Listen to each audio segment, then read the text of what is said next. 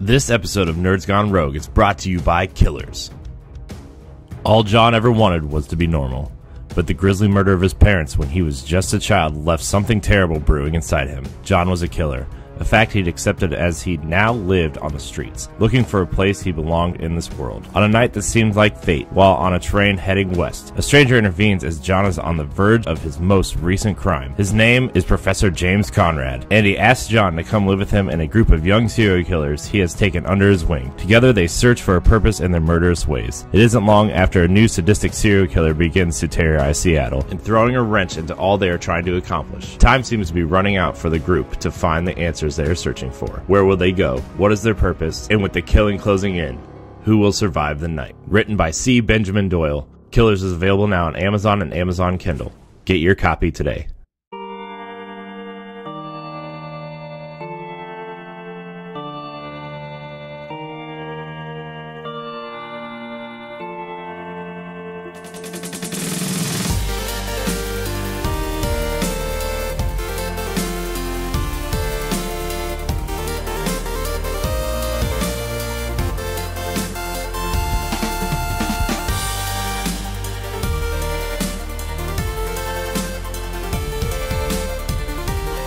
What's up, nerds?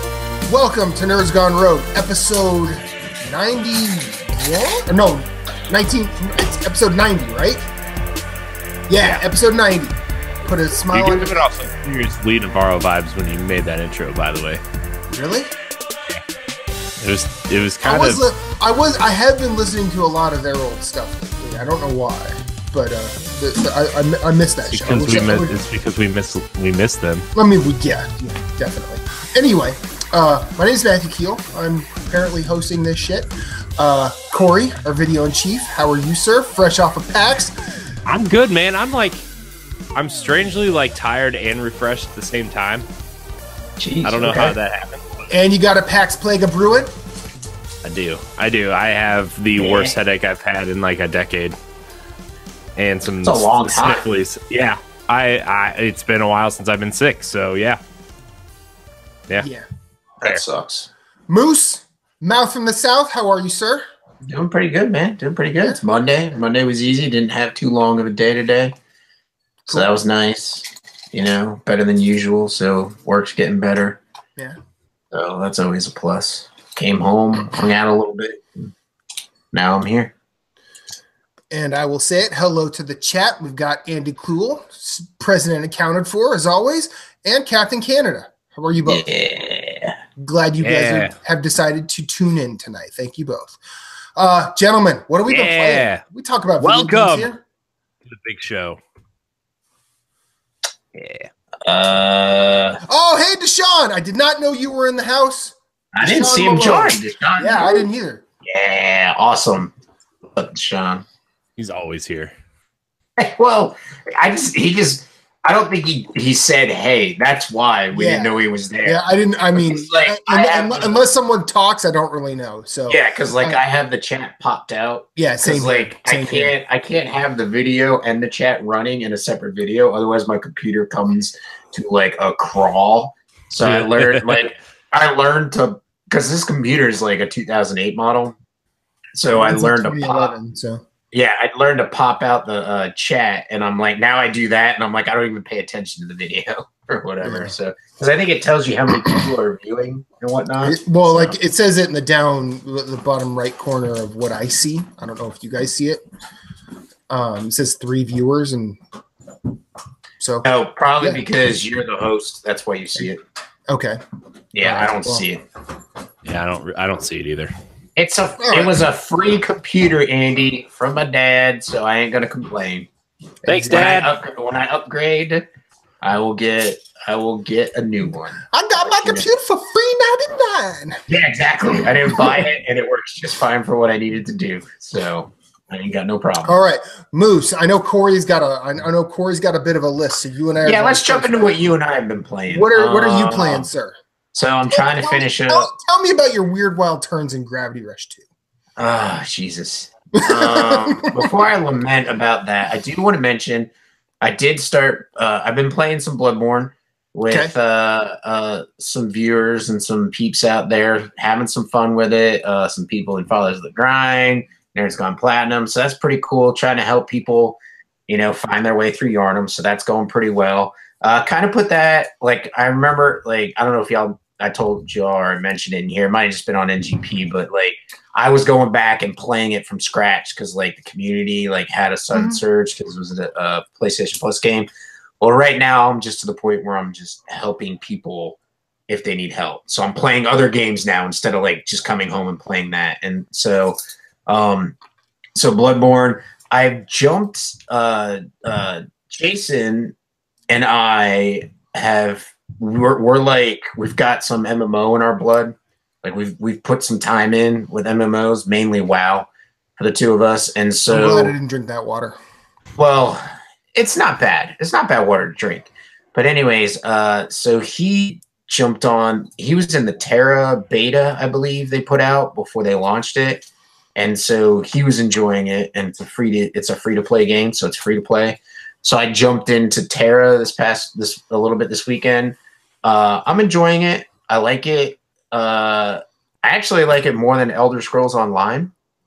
And I feel like the combat is more like Final Fantasy 14, and the controls work that way because like you hold down the L1 button and it switches all your buttons to their second, like to whatever their second press is. So like you can stack like how many attacks you have. And so and then playing Gravity Rush 2. The credits rolled last night, and then I figured out that there's actually like an epilogue.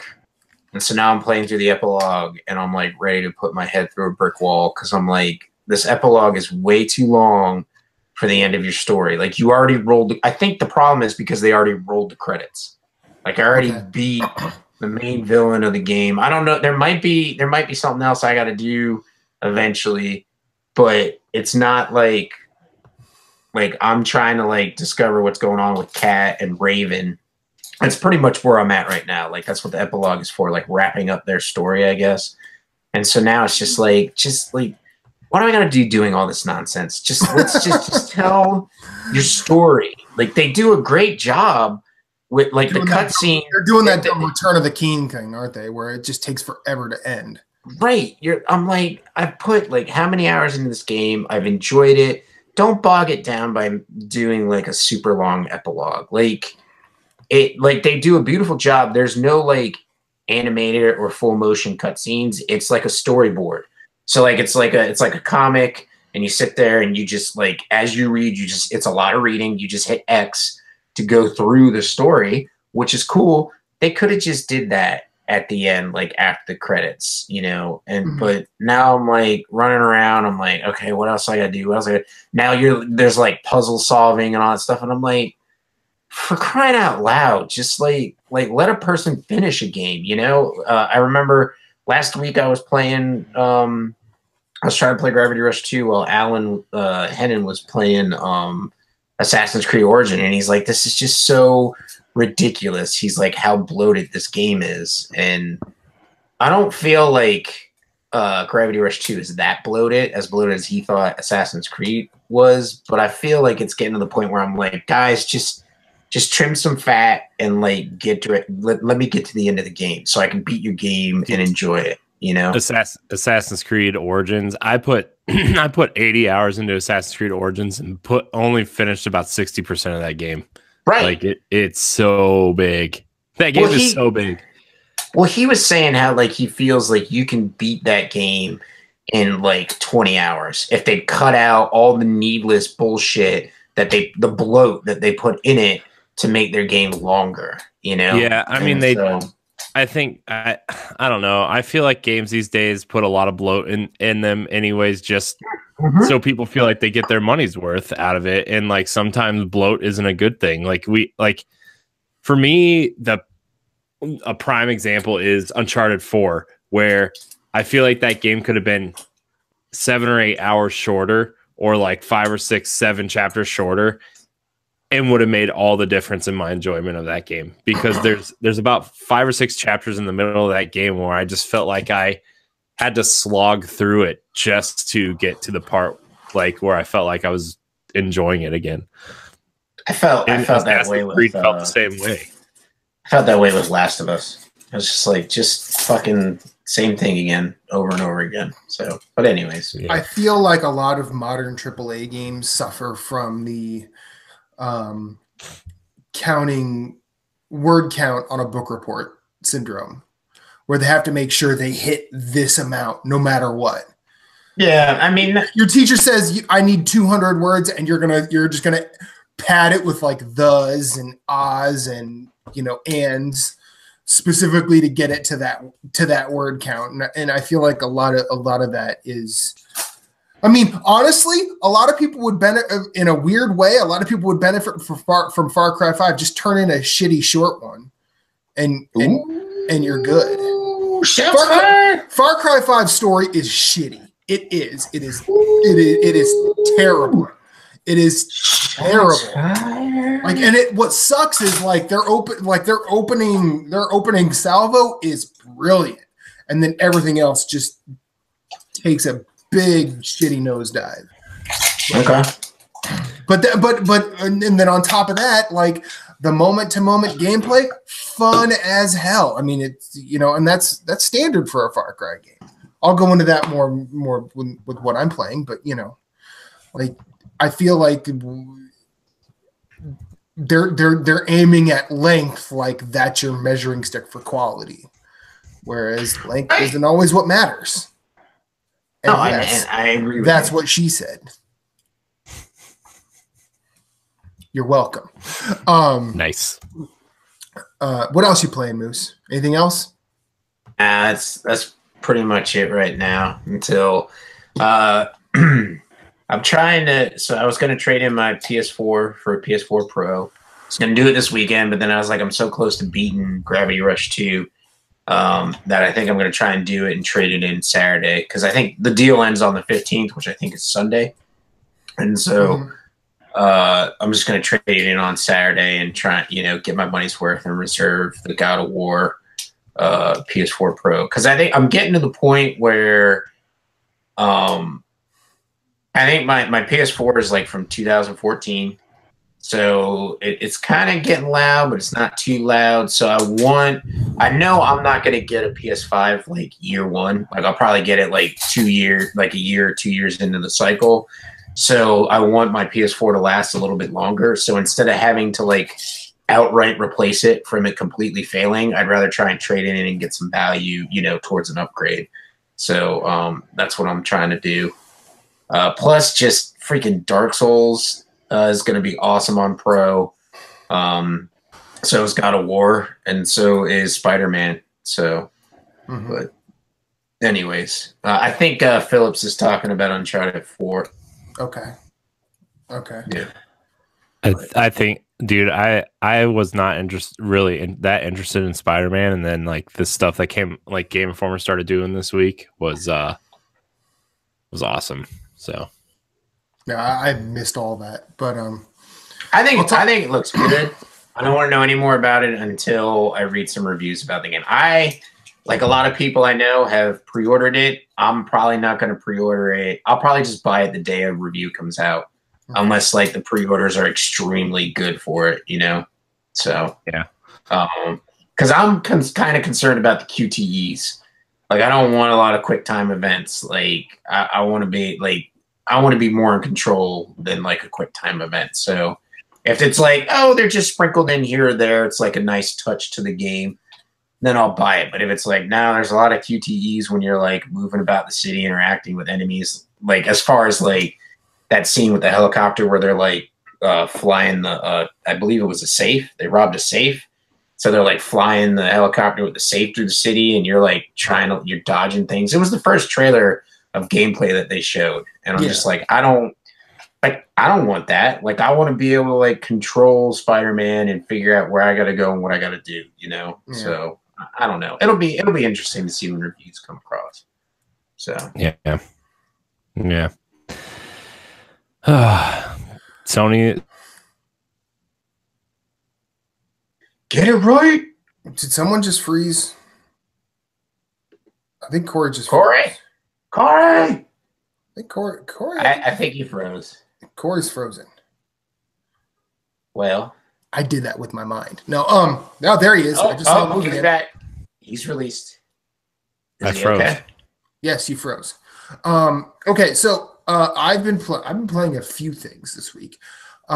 Yes. What have you been playing? I attempted Castle of Heart one more time, and I'm done. That was the game on Switch that was the game that Jesse Douglas recommended. Right. And, okay. And I feel like I appreciate the recommendation. I always want recommendations to try new stuff. I just think that I just bounced off this one. Hey, not all shots fired are going to be a bullseye. Exactly. So I went. We at least appreciate the attempt. Yeah, exactly. At least fucking attempt. Right. I went back and played FIFA again, FIFA 18 on Switch, and that is still fun. And then I've been getting more into Far Cry 5. I have taken down 2 of the lieutenants, and I am now in the drug region of the game. I think that the moment-to-moment stuff, the gunplay in Far Cry 5, the doing stuff, the fishing, the hunting, the killing cultists, the prepper stashes, all of that is really, really fun. The story, however, is really fucking dumb. Like it's not even like it's not Saints Row dumb where it's just super bonkers and absurd. It's not like Grand Theft Auto Vice City dumb where it's just like, hey, we're in the 80s, or San Andreas where like, hey, we've got jetpacks. No, it is bad. It is poorly written, and if they're trying to portray anything remotely resembling humans, there's just, I mean, don't get me wrong. I've seen some stupid in my day. I've seen some crazy in my day. At least I can step away from that, take a look at it and go like, okay, I see some semblance of sense there. There's none of that in the dialogue or the story of Far Cry 5. Are you talking about the people that mainly are inside the cult? Spoiler alert for Far Cry 5. Like all of them. Okay, that's what I figured, and I'm kind of like, I mean, like even the guy in the opening, I'm like, are you out of your fucking minds? Yeah, well, I mean, the opening is actually really, really good. It's just like, oh man, there's some menace here, but that evaporates, and like, and I'll be honest with you, it's a bad day when that idiot from Far Cry 4, Herc, makes a lot of sense. And he's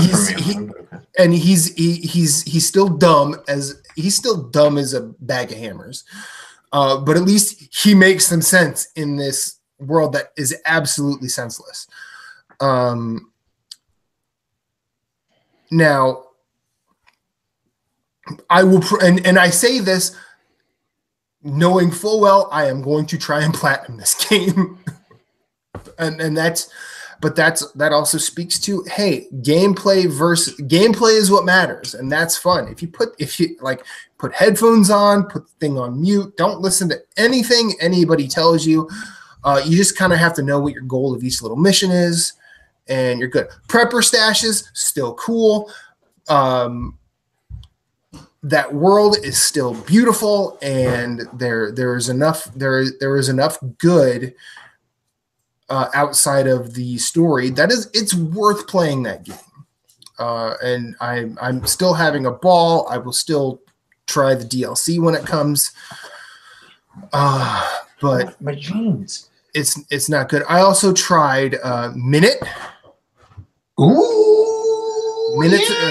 How you liking it? I know Jason likes it. Minute's a cool thing, a cool time. Nice. Okay. I've only tried it a little bit. But I like what I've done. So I'm going to keep doing it.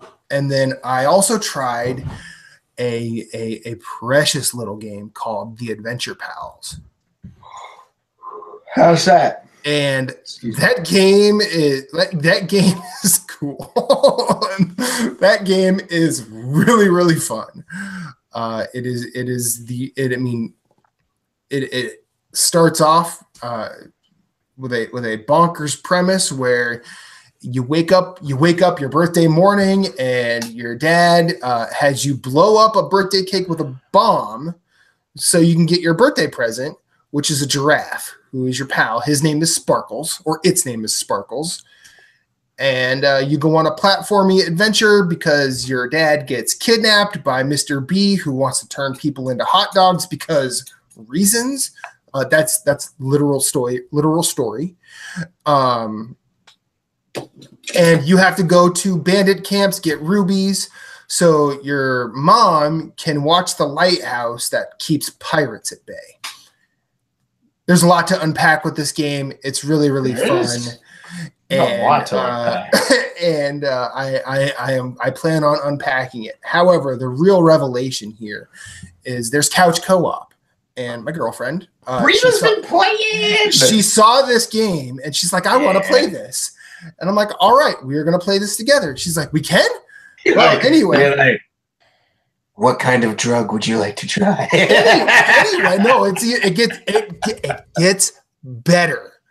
We start playing it, and she starts getting trophies, and she's like, "Wait, what's that?" And I'm like, "You're getting trophies." She's like, "Oh, well, how do I see what trophies I get?" I go, "You really can't because you're on a guest profile, so they just sort of disappear." She's like, "But I want to keep them." I go, "Well, you have to create a PSN ID." She created a PSN ID. Yeah. So if you, my girlfriend is now Reezy_Foshizi on PS4. That is nice. So yes, that happened. That has been my gaming week. Corey, you are the centerpiece this time, my friend. I know. Drink it up. I actually got to play a ton of games this week, and it's because I went to PAX East on Thursday and Friday. Open my beer so I can enjoy your story. Yeah. Okay. I mean, look, I took notes on all of these games. Like, I don't. We can't read that. Okay, I know, but I'm not gonna read it, but like. No, but I'm just showing you how many notes I took, and it was quite the experience. Like, we got there Wednesday because we just wanted to get in early and not have to waste all night being tired the next day on Thursday. So we just drove in Wednesday, and we got some beers and some pizzas and kind of hung out and played some Mario Kart and Switch on the hotel TV, and it was a good time. Although I know he's not watching, so I can make fun of him, but Joey gave, like, everybody was like setting up and stuff. My controller was set on Mario Kart where it was like auto go and auto steer, and it kept screwing me up, and I didn't know it was on all that until like the third race. He screwed me out of that first race, or I would have won. He beat me by 1 point. 1 point. 1 point. Joey. But I mean, a win's a win. I'm sorry, dude. I don't know what you want. You got to adapt, adjust, and survive. That's what you need to do, buddy. Yeah. And he put you down. Yeah. You still let him take you out back and bash your head in with a shovel. True. Fair. Now, we already have questions from the chat about your trip to PAX. How Andy Kluel wants to know how the overall experience was. Was it crowded? Was it chaotic? Talk to us. Well, the overall experience was like Thursday was not very crowded at all. This was the first year they did a Thursday show. Wasn't that crowded at all. Like, I played every single indie game I wanted to play within like 5 minutes of me getting in line, except for a couple of like the high profile ones. But Wasn't very crowded Thursday. Friday, it was pretty crowded, but I still got to do everything I kind of wanted to do within the time frame I had. But, it was actually a relatively good experience. Some people need to learn how hygiene works, but other than that, it was like it was pretty good experience. I met a lot of cool people who were just there to have fun and play games, and it was fun. It was a good time. So there were a lot of cool cosplayers there too. A lot of Overwatch cosplay, a lot of Horizon cosplay, and a lot of Zelda cosplay. And I'm not talking like, oh, we're just a group of people dressing up to have fun. These were like legit. They're doing this. They're doing this like as they're a there. job. Yeah, they're like the one girl that was Aloy. Like, holy crap, dude! Like, you would have sworn she was just ripped right from the game, man. Like, you would have swore this was the model they used. Like even her face looked like Aloy. Like, she even had like the little freckles under her eyes, and like her hair was like braided and knotted the way Aloy's is. Her costume was straight up like leather / like hide mix with all kinds of beads and nailed it. Yeah, it was freaking amazing. It was probably one of the best cosplays I've ever seen in my life. There was a girl there that had a really awesome Zelda cosplay from Breath of the Wild, the royal gown cosplay. It was really good. Nice. Ton of Overwatch, ton of great Overwatch characters. A lot of Mercy, a lot of me and Joey called them cheap divas because it was literally just girls in the skin tight spandex, so we called them cheap divas. But there were a couple that Cheap Divas, the name of my punk band. Nice. Phillips Phillips in the chat has a question for you as well. Can we talk about the sweater? Who do you main? How do you feel about the new Sombra skin? Are you excited for Tuesday? I don't know what any of that means. Yeah, I don't know what any of that means. I know what who you main means. Like, who do you mainly play as in Overwatch? Captain Canada, he's not really a fan. He just buys the shirt. I main Lucio. Okay. My secondary is Reinhardt. My third, Reinhardt's my main. He's my. If I do a lot, like sometimes I play Mercy just for funsies. Although they changed her, I don't really know how they changed her because I really haven't played her in a long time. When I'm feeling frisky, I play as Farah. Just because I like which one is Farah? The chick that flies and has the rocket launcher. Jetpack. Yeah, and she launches the rockets at you. Mm-hmm. She's a biatch. Yeah, I don't think I've ever played as her. Sometimes I don't think you played as her, but I know we've played her. Like when you and I have played together with. I think we played with Captain Canada at one time. Probably. I know we definitely played with Uncle Jay. Yeah, with us when Captain Canada. He's just.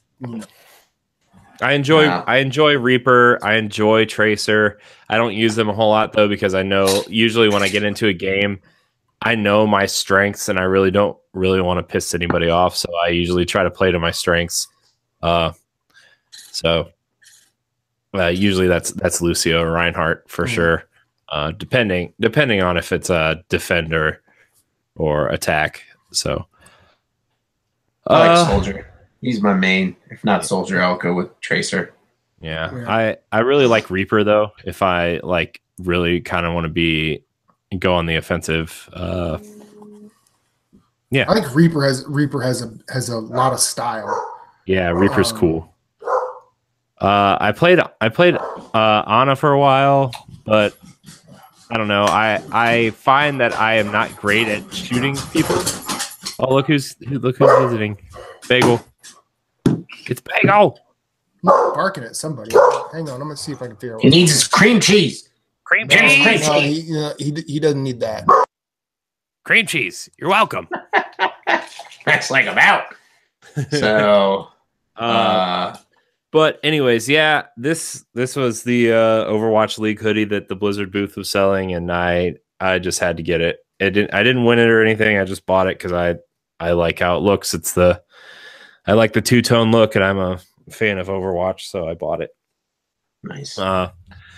So I don't know anything about the Sombra skin. What Tuesday is there a new event happening starting Tuesday? Is that what that was in the chat? I was Captain Cannon. Maybe we'll get an answer from him like when he's done raiding for a hot minute. Raiding.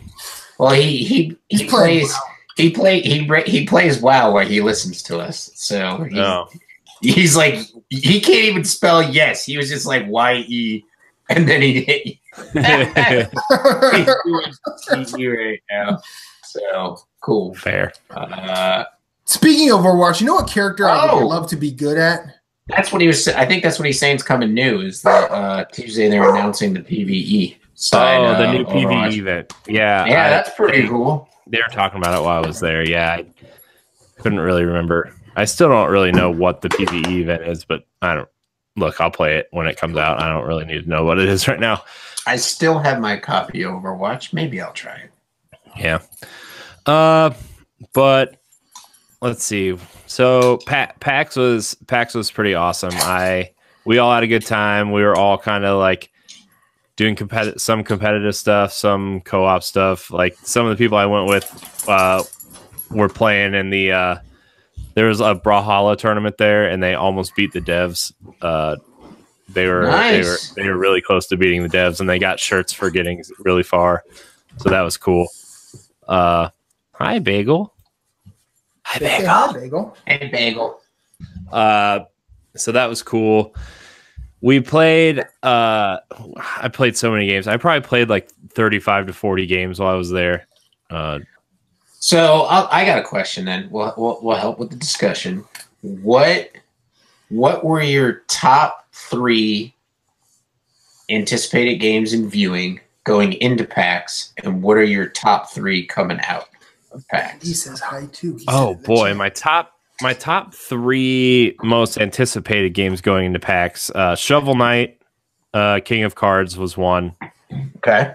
I don't know if I was like they're my most anticipated, but the most the games I was most interested in seeing running were a lot of the games on Switch, the third-party games on Switch, like Dark Souls and Wolfenstein. Okay.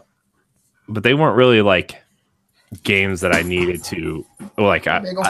So my most anticipated were Shovel Knight, Lightfall, and let me see, where's this other one? What's Lightfall?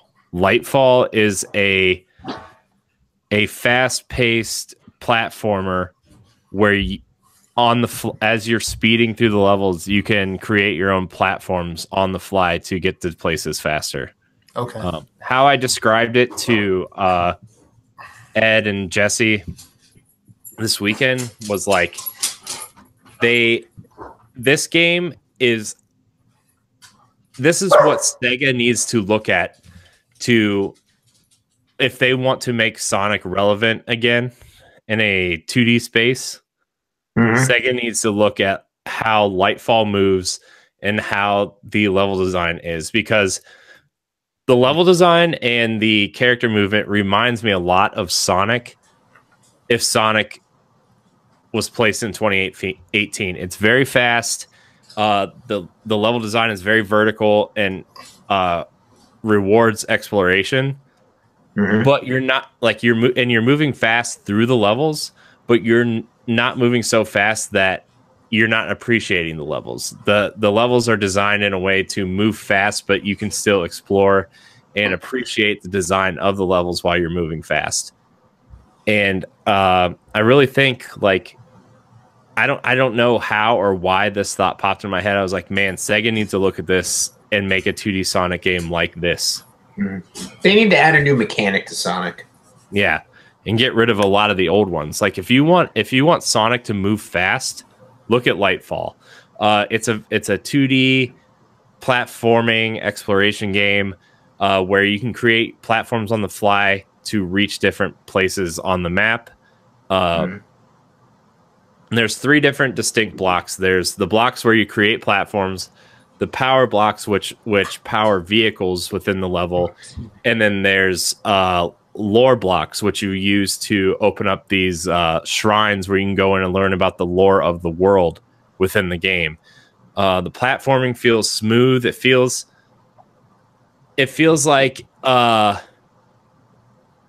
it has the speed of like a little bit slower than Super Meat Boy, but a little bit more like a little bit tighter than Super Meat Boy. And Matt, I think you would really, really like this game, honestly. It's super cool. The art design is awesome. It's all like all the platforms and the character are silhouettes, but the art is in the background. And so like you can appreciate the background as you're moving through this dark world. It's awesome. Okay. It's really, really cool. So that was one of my most anticipated games going in, and it didn't disappoint. What was my other most anticipated game? Let's see. I mean, I was interested in a lot of the Nintendo stuff, but that's just because I'm interested in everything that's on Nintendo. It's in some fashion. Wait. You like Nintendo? I know, right? Jeez, crazy. But I can tell you my 3 biggest surprises were Dead Cells, which I don't really care for roguelikes. I don't care for procedural generation, and I don't care for games that don't allow you to carry progression forward. Well, you're a monster, okay. I know. I'm an awful human being. But I still love you. This game went from I'm not interested at all to I'm sold day one. Nice. Because music, art style, combat, the way it feels to move throughout the world, the jumping mechanics, the pairing with the shield, the way you can upgrade your weapons throughout the game, and it's not even that like there is some progression in the game, but just the way the world looks and how the fighting the enemies feel, and like just all the mechanics just feel right. It just feels really good. So. I mean, Moose, I think this is right up Moose's alley. If he's into Chasm, like I played Chasm while I was there, Dead Cells is better in every single way. And it's the same type of game, but like the music's better, the way the game plays is better. I think the art direction is better. I know that's more of a preference than a actual attribute of the game, but like, true. I think what I played of Chasm and Dead Cells is better in every way for me. So, but I did play Chasm as well for about. Well, Chasm is just a straight Metroidvania, right? Yeah, I know. Whereas Dead Cells is like a procedurally generated one, which is even crazier. Well, Chasm is procedurally generated as well. But it's procedurally generated from like a certain amount of assets. I don't know how Dead Cells is procedurally generated. I think Dead Cell, from what I understand and from what the dev told me, the world itself stays the same, but when you get to like the boss areas, those are the worlds that are procedurally generated. Okay. And so like you have to make your way through those every time, but the bosses are in the same areas of the overworld. You just have to learn how to traverse it and stuff. So okay. But Chasm, like I played Chasm. I tried to play Chasm twice, Moose, and the first time I played for about 30 seconds and the unit died. Like it just died on me. Well, were you on PS4 or Vita? PS4 Pro. PS4. I can't understand. See, that's what boggles my mind. You just drop a PS blog post saying that the game is pretty much done, Vita version's good to go, and then you're at PAX East and you've got like issues with. So hopefully it was the PS4 Pro and it wasn't the game. Yeah, because I mean, I would think that they would, you know what I mean, like. I would think that they would put it through its paces on multiple systems and say, okay, we're doing pretty good on different systems, you know? It could be. I mean, you know, as far as we know, we have a release date. That doesn't necessarily mean the game's done. Well, we have time. We have a release time. Okay. They just said summer 2018. So everything is not, technically not shippable yet. Nothing's gone gold. So there's probably still some debugging that needs to be done. Yeah. And like that could come out, and that could be what Corey experienced. That could also, I mean, like we've all had games we've bought day one and that have crashed. Yeah. So no, completely. And I'm just saying it's like weird that the game itself would be having issues like that, especially if they're this far into development. Because I didn't have any issues when I ran the demo on when it was on when they had it at, what was it, Best Buy and Target, I think, had the demo for a while on their PS4s that you could check out. So like I never had any, same with Axiom Verge.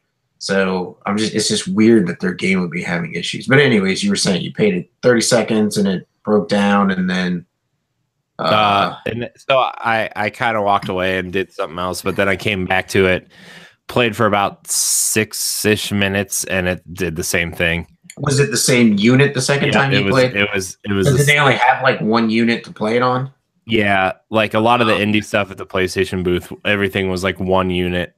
Okay. There was only a couple games that were running on 2 units. Super Meat Boy Forever was running on 2 units. So, but on Chasm, Switch? That's on Switch first, right? Wait a minute. You never once mentioned Super Meat Boy Forever to me. I was waiting for the show. I was saving it for the show. God, let me finish Chasm, and then we'll get to Super Meat Boy. Pants. I'll be right back. Let me finish about Chasm, and then we'll get to Super Meat Boy Forever. For me, Chasm, I like the idea of Chasm in the way, like, I mean, it's the same idea as Dead Cells, but like for me, it being so zoomed in and the character sprites being so big really kind of like throws me off. I don't like how zoomed in it is. If it was zoomed out a little bit, so I could see more of where I'm going and what I'm kind of looking at. Now this might just be the part that I was playing, but like it just felt really, really zoomed in to me. So I don't know. I hope you like it, Moose. That's all I'm gonna say. Is I hope you enjoy Chasm, because I think I will, because I played the demo and loved it. Yeah, and it's my style of game. And I wonder if they have like a zoom in like Terraria does, like on the PS4, where you can use the touchpad to like you touch the center and you can zoom out or zoom back in. So yeah. So I mean, I tried to play it twice and it died. Like four of the games I tried to play, like Pit People, I tried to play, which is the Behemoth's new game. I tried to play, and the unit died on me while I was trying to play that too. So I don't know. I wasn't having very good luck, I guess. But Super Meat Boy Forever is, I didn't know what to think, because it's not Super Meat Boy. It's not like Super Meat Boy. It's a continuous runner. It's not an endless runner. It's just like, I don't know if you ever played the Rayman games on mobile. Yeah. It's like that, where you have to like time your jumps and try to make your way through these levels. But I was thoroughly impressed by this game. Like, it was more of almost like a rhythm game than a platformer, where like it almost like you were kind of listening to the music and you would jump and like almost to the beat of the music to get through the levels. It was pretty cool. Like, it felt like Super Meat Boy. They took the art style from like the stills, like the hard black outlines and the color, like the cartoony look instead of the pixelated look. They took that art style and applied it to the game, so the game looks like that now instead of the pixelated look of Super Meat Boy. But like, the speed feels good, the jumping feels on point. Like, it just felt really, really good. I was actually really surprised at how well it felt. Cool. Yeah. I'm excited about it. We're gonna lose Matt for a while when that game comes out. That's cool. Yeah. So, but I liked it a lot. I didn't know if I was going to, but I do. That's like when a man gets a filet mignon put in front of him. Let him enjoy it. You go off, you eat your filet mignon, you enjoy it. Yeah. What? Yeah. I love Moose's little analogies. So good. Sometimes that father of 6 gets his filet mignon. You gotta let him have it. Not that you're a father of 6, but you're welcome. So let's see what else I played so much. Shovel Knight, King of Cards. This is probably the best campaign yet. What is this? King of Cards? There. So I actually got to interview the rep there.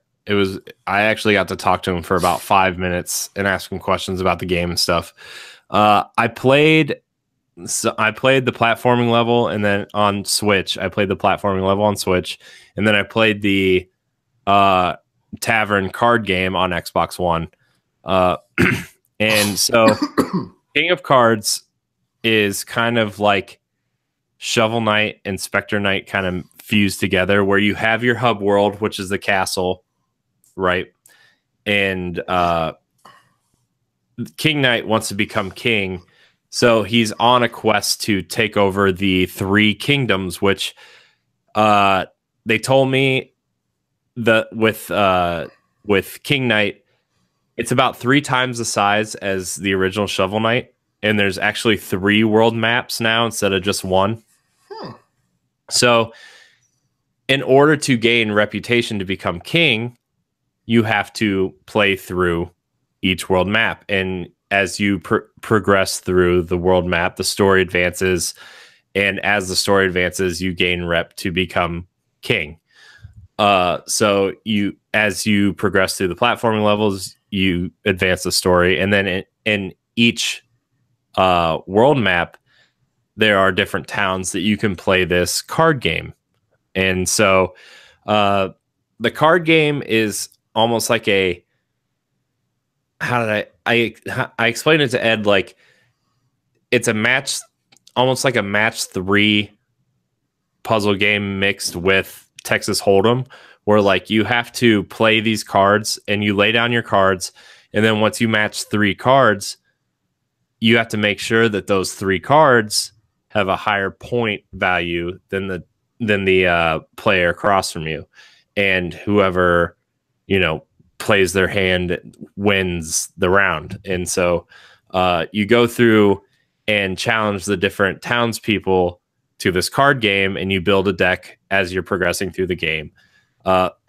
He did tell me that you don't have to play the card game to progress through the story, but it is a fun way to kind of break up the platforming and stuff, and you earn special stuff if you build a deck that's like super powerful or whatever. So there is multiplayer, but it's couch co-op multiplayer, and you can't use your deck from your campaign yet. He said yet. So you can't use your deck from the campaign to play your couch co-op person. So the card game is couch co-op? Well, it's couch competitive, yeah. Okay. I didn't mean to say and co-op. What about, and there's not co-op in Shovel Knight, is there? The Switch and Wii U versions have it if you have the amiibo. Yeah, okay, so no. Great answer, man. But the platforming in King Knight feels really good. Like they added this new dash mechanic. I don't know if you guys played Spectre Knight, but they added a little bit of a movement mechanic in there. But King Knight has a dash mechanic which can be used as an attack or as a kind of like a wall jump feature, where like you jump up, you dash against the wall, and it'll add a second jump to your climb up a wall. And there's a couple new enemy types where it's like a totem pole, like a bird totem pole, and you have to dash to hit the face. It's either on like the 2nd or 3rd tier. And then, as you knock one face off, another face comes in, kind of like the prickly dudes in Super Mario World. Yeah, those assholes. Yeah, that's kind of exactly what it is. So, and then the level I played was the Troubles, where like you guys played the original Shovel Knight, right? Where the big whale kind of dances. Mm-hmm. That's a whole level now. So like you progress through that, and these kind of slimy salamander guys kind of crawl around the level, and you have to platform on them, and you have to jump onto each one as they go underwater. You have to jump up to a different one, and you have to use that dash mechanic to progress through, or you're not going to make it. So that was really cool. Okay. But King Knight's going to be solid, man. I can't wait. Would not be surprised one bit. I mean, Shovel Knight's a fucking cool game. Yeah, I bought a Spectre Knight shirt while I was there too. Oh, there you go. It's pretty awesome. Yeah, I think you posted that on Instagram. I did. Any other good ones you want to talk to us about? I mean, 90% of the games I played were great. Standouts. With some wowzers. Okay, that was meant to be a tee up. Tell us about Dark Souls. Oh, okay. Yeah. Okay, so Dark Souls Remastered was there, but it was only playable in the Nintendo booth. They were really kind of positioning it as a Switch game because I think the big draw is actually taking it on the go with you. Mm-hmm. It's locked 30. 1080p on screen, 720p in handheld mode. This game feels really good. They redid a lot of the fighting animations of the player character. They redid a lot. Probably, I would say 65% of the texture work is completely redone. The rest of it's just cleaned up. The player character, all the armor and stuff has been redone. All the weapons have a new shine to them. I mean, they let me play a significant chunk of this game. I played all the way from the beginning of the Asylum all the way to the Taurus Demon. And God, that's a lot too. That's a meaty goddamn demo. You know what? They said play till you die. So I did. Wow, you didn't die in the Asylum. Good for you, Corey. Hey, I've played Dark Souls before. Twice. I don't know what that means. That could mean you turned it on, walked, and got killed by the first thing that swung at you. I don't know. I did go into the Taurus Demon though with no Estus Flask and about this much life. Oh yes, yeah, that's the way to do it. But like I knew I was taking up a ton of time, and like the girl running the station asked me if I wanted to keep playing. I was like, nah, there's like 7 people behind me. I'm pretty sure these guys might be angry if I do. Yeah, I was like, I think they're pretty angry anyway. You know what I would have said? I've been like, fuck your couch, get good, bro. Playing. No, because you would have turned around with Hammer Bro, son. That's You're right. welcome. Hammer Bro's in the house. Welcome. But I mean, dude, it looked really good, and it might have just been the TV we were playing on, but like. It looked like all the colors looked really vibrant, and for the color palette they're using is very vibrant, very like the textures, man, like the rock textures. I walked up to the walls just to look at the textures, and like the rocks had literally had dents in the rocks and stuff. And it wasn't just a texture; it was so clean, and there's actual grass in the grass, and. Mm-hmm. And I got to the Taurus Demon, and let's talk about the Asylum first. I got to that first boss, and there's literal slime coming off of him now, and yep. It was so clean that I was blown away. And then I get to the Taurus Demon, and you know how you get there and you can tell he's supposed to have fur, but it's just kind of like a flat texture with fur drawn on it, dude. The Taurus Demon has fur now. And when he jumps, the fur moves with the jump. And if you hit him, you can see your sword crease in the fur when you hit him. And oh, nice. I was pretty blown away by the texture work on the Taurus Demon. And then I climbed the ladder so I could jump down onto him, and I forgot the archers were up there. Oh yeah. And as I'm fighting the archers, the Taurus Demon jumped up there and landed on me, and I died. That's how I died. Yep. Standard. Yeah. So, but yeah, Dark Souls Remastered on Switch was very pretty, and the rep there was like, "Yeah, we fixed Blight Town." I love that. I was like, because that was the only question he had been asked the whole time, I guess. Just in case you're gonna go there, yes, Blight Town fixed. Yeah. He said that he's like, look, I'm going to be real with you. I'm getting the PlayStation 4 Pro version because I want it at 4K 60 frames a second on my nice TV, but I'm also buying the Switch version so I can play it on the go. Mm-hmm. I'm like, that seems to be the consensus around my friend group. They're going to sell a lot of those. Yeah. Like, Yeah. They're gonna make some money. Yeah. good for them. So Dark Souls, like, I expected it to be good, but I didn't expect it to be great on Switch, and it felt great. Like, I should have told you to ask him, be like, why the fuck can't I pre-order it on PS4 yet? I could pre-order. I'm not gonna ask a Nintendo rep why you can't pre-order Dark Souls. It was a Nintendo rep. I thought it was a Bandai rep. No, it was a Nintendo rep. Still, I would have asked them. They're like, motherfucker. I mean, there were reps there from the other studios. Like, probably the most exciting thing that happened in the Nintendo booth was Suda51 showed up and started playing Travis Strikes Again with fans. Wait, what? Yeah. Awesome. I was trying to get over there to take a picture with him, but like there were so many people crowded around him that like after like 15 minutes of like trying to stand in line and take a picture with him, his people kind of escorted him out of the Nintendo booth. But he walked up next to a fan and just picked up the controller and started playing Travis Strikes Again with him. That's awesome. I know. That's awesome. I know. Fucking awesome. Suda51. All right. Yeah. Good for you. Yeah, it was cool, man. I'm happy. I'm happy that happened. That's a cool fucking thing. Yeah, I was like, wow, that's cool. That's pretty cool. So, but yeah, actually, speaking of Travis Strikes Again, that game was pretty cool too. Okay. I love those games. Like the No More Heroes games those are so good on Wii.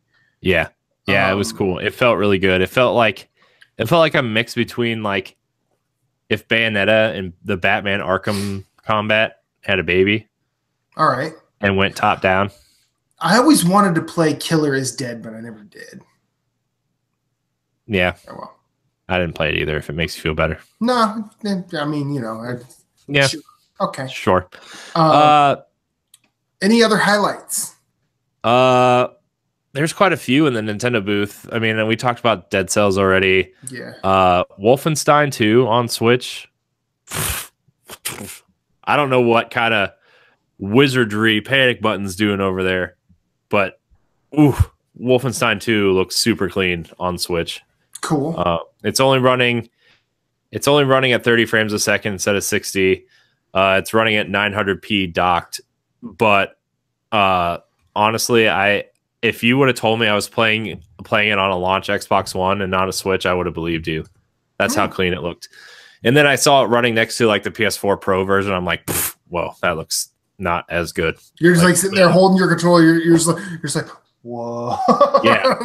Yeah. But like honestly, like aside from like some lighting effects that the PS4 Pro was using in like the 60 frames versus 30 frames, like it looked really solid on Switch. And I know like that's not the ideal way to play it, but if people are waiting for the Switch version, like they're not going to be disappointed. I played about 20 minutes of it. I watched one of the story cutscenes in it. I talked to the Panic Button rep that was there. I was trying to get some more juice out of like, hey, what do you got? What else you guys got coming, huh? You like Bethesda? You like those Bethesda games, huh? You got some Fallout or Dishonored coming our way, huh? Yeah. He didn't answer me. He was like, shut up, just play the game. No, he's like, you know what? I've seen Pow Block and I'm not talking to you. Pretty much. But no, he answered a lot of my questions actually pretty genuinely, without going overboard. I was like, so what are you guys doing now? Like what he's like, they have a couple projects in the works, and like their studio's become this kind of studio where they have so many people asking them to port things now that like they get to pick and choose their projects, and it's kind of nice to have that flexibility as a studio. and they've hired probably about 20 to 25 people to help them with that because they want to take on more projects, but they don't want to overgrow their studio, you know? So, but you know, they said working on Doom and Rocket League and now Wolfenstein is really kind of like, they're really getting the Switch hardware down. And that's why Wolfenstein looks so good. Like it looks better than Doom, you know. Doom looks good on Switch, but a lot of the textures look kind of muddy. The motion blur on Doom kind of makes the game look prettier than it really is. But they kind of learned how to do better texture work with Wolfenstein, and that's why it looks comparable to the Xbox One version. So, but yeah, he said, we have a really good partnership with Bethesda, and we look forward to working with them in the future. PR speak. Yeah, I know, but he was a cool dude. But I actually took about like probably 200 NGR business cards with me and handed them out to some of the reps and the devs, like especially the indie devs. Nice. So, like, because like I want to have a lot of them on to talk about stuff, and you know, they were all interested in coming on, especially the indie devs. They were all interested in coming on the show to talk about their stuff. Like the Below guys were really interested. Please come on. I want to talk about people. I want to talk about making games. Oh, it'd be great. The Yacht Club guys were definitely excited to talk about. They said after King of Cards releases, they would love to come on and talk about the process of making Shovel Knight and, you know, just the amount of like fan praise for the game and how it kind of inspired them to do more. The Lightfall guy was really wanted to come on.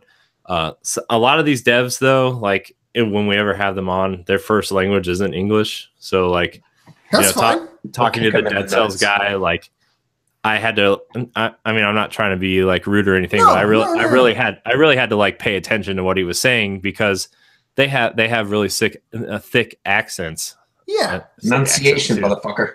Their accents were pretty sick. Yeah. Actually. I mean, you know, and that's no big deal. I'm not afraid of talking to someone with an accent.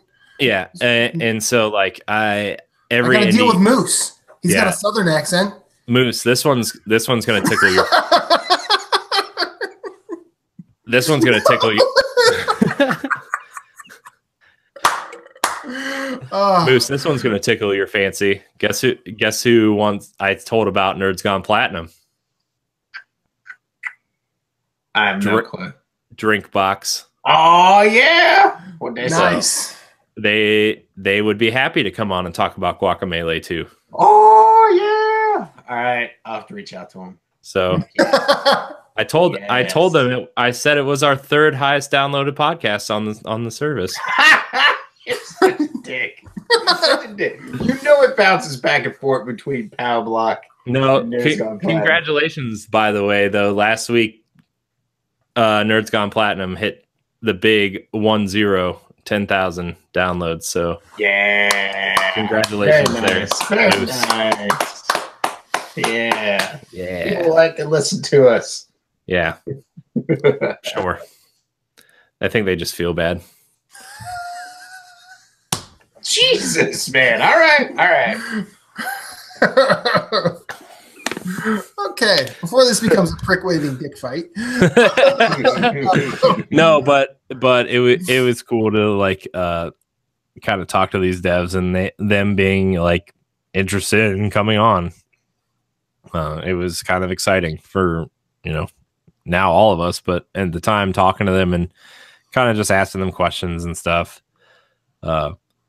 Super cool that they're willing to come on and talk about their game because, like, I mean, aside from people who really have their nose in a lot of this stuff, and even then, like, some of these indie games are going to not get looked at because, you know, people are looking at the next big AAA thing or there's the high a lot profile of indie games out there. Yeah. So, speaking of indie games, Decay of Logos was really good. Cool. It was Decay of Logos. Yeah, it's like, on our list. It's a very Breath of the Wild-esque action RPG. Okay. Oh no, I know what you're talking about. Okay, yeah, nope. Yeah, it's in its defense, I think wasn't it announced before Breath of the Wild came out? Yeah, it was So announced. it was kind of like announced being last developed. February. Well, Yeah. it was announced last February for PlayStation 4, but they are bringing it to Switch too now. So It's not surprising because yeah, Switch doesn't have as many games. So I mean, just because it's a younger console, not because it sucks. I'm just saying it doesn't have as much small fish in the sea for to try. Yeah, but the Switch library is growing at a exponential. Yeah, right. Like, no, it's crazy. I totally agree with you. But there was an article out there where like developers were like, "This is why we're putting stuff on Switch because we're trying to fill a vacuum. Like so many people have bought a Switch, and it's like, hey, there's a huge install base there. Let's get our games on there so people buy it. Yeah. So that's why a lot of developers are like, let's move it to the Switch. I mean, you look, and there's no shame in it. I got no problem with it. But you look at like sometimes the release week, and it's like games that have already launched on Xbox One, or I think Brothers, A Tale of Two, whatever, just came out last week or the week before. So that's a cool game too. Yeah, it's a cool game, and hey, more people to play it. Like I know some people who are always like, oh, remasters, or oh, this was already released here. It's like, dude, shut the fuck up. What if you're someone that's never played that game, never had access to that game? Now you have a chance to play it because you own a Switch. You know what I mean? So yeah. Or you're someone like me who has it on PS3 and PS4. And you don't have a chance to play it because every time you're at that console, you're like, oh, I have to get a little bit further in another game. Right. And now you have it on a console on the go. Right. So you can play it while you're on your lunch break at work, or you can play it on the train, or you can play it on a trip to Iowa to see your parents, or whatever. Yeah. Man, I would not want to get that sad before a visit with my parents. I'm just saying. to go on a beer hug. But anyways, it's it's pretty cool. Like, I mean, I think it's awesome that a lot of games are coming to Switch. It's great because I own the console. So like, I am doing am I going to get this on Switch or am I going to get it on PS4 type thing? You know what I mean? Like, I've already talked. Like, the only games that are guaranteed on PS4 this year so far that I will be buying that are on Switch as well, or that will come to Switch eventually. It's Chasm and Death's Gambit. I will get those indie games on PS4 first. And then, well, now Dark Souls I'll get on PS4 first. I'll probably buy the Switch version when it's on sale. No, don't look at me like that, asshole. I gotta save some money, man. I've been blowing through. Anyways, so like other games, like I look at that Wizard of Legend, like that game looks awesome. I might pick that up on Switch. Children of Morta. Did you get the chance to play that? Did you get to check that out at all? No. That's cool. No, I'm really pumped about that. That's on a lot of people's top lists for like indie games coming this year. So. Yeah, I really tried to hit enough stuff to where I could talk about it on all of the shows. Like, I don't know, like if you guys want me on Nerds Gone Platinum to talk about stuff, but I played a lot of PlayStation 4 games like Code Vein and Detroit Become Human and Soul Calibur 6 I played. I play, and then I played a bunch of stuff at the Xbox booth to talk about on Arsenal X, and I played a ton of all the Nintendo stuff for Pal Block. Like, what? They had games at the Xbox booth? Yeah, sort of. Well, they had State of Decay 2, which I was actually thoroughly impressed by. I think nice. Is it looking good? Yeah, it was looking real good, and now I can't wait for Moose to react to this, but all of the Xbox One X demo units failed. So they had to go to get a stipend from Microsoft to go buy gaming PCs to run the demos. Oh my god. Because all of the dev units failed for State of Decay, PUBG, and Sea of Thieves. That's the best. That's the best ever. And like the rumor around just people chirping Crackdown was supposed to be there, and it wasn't ready to be demoed.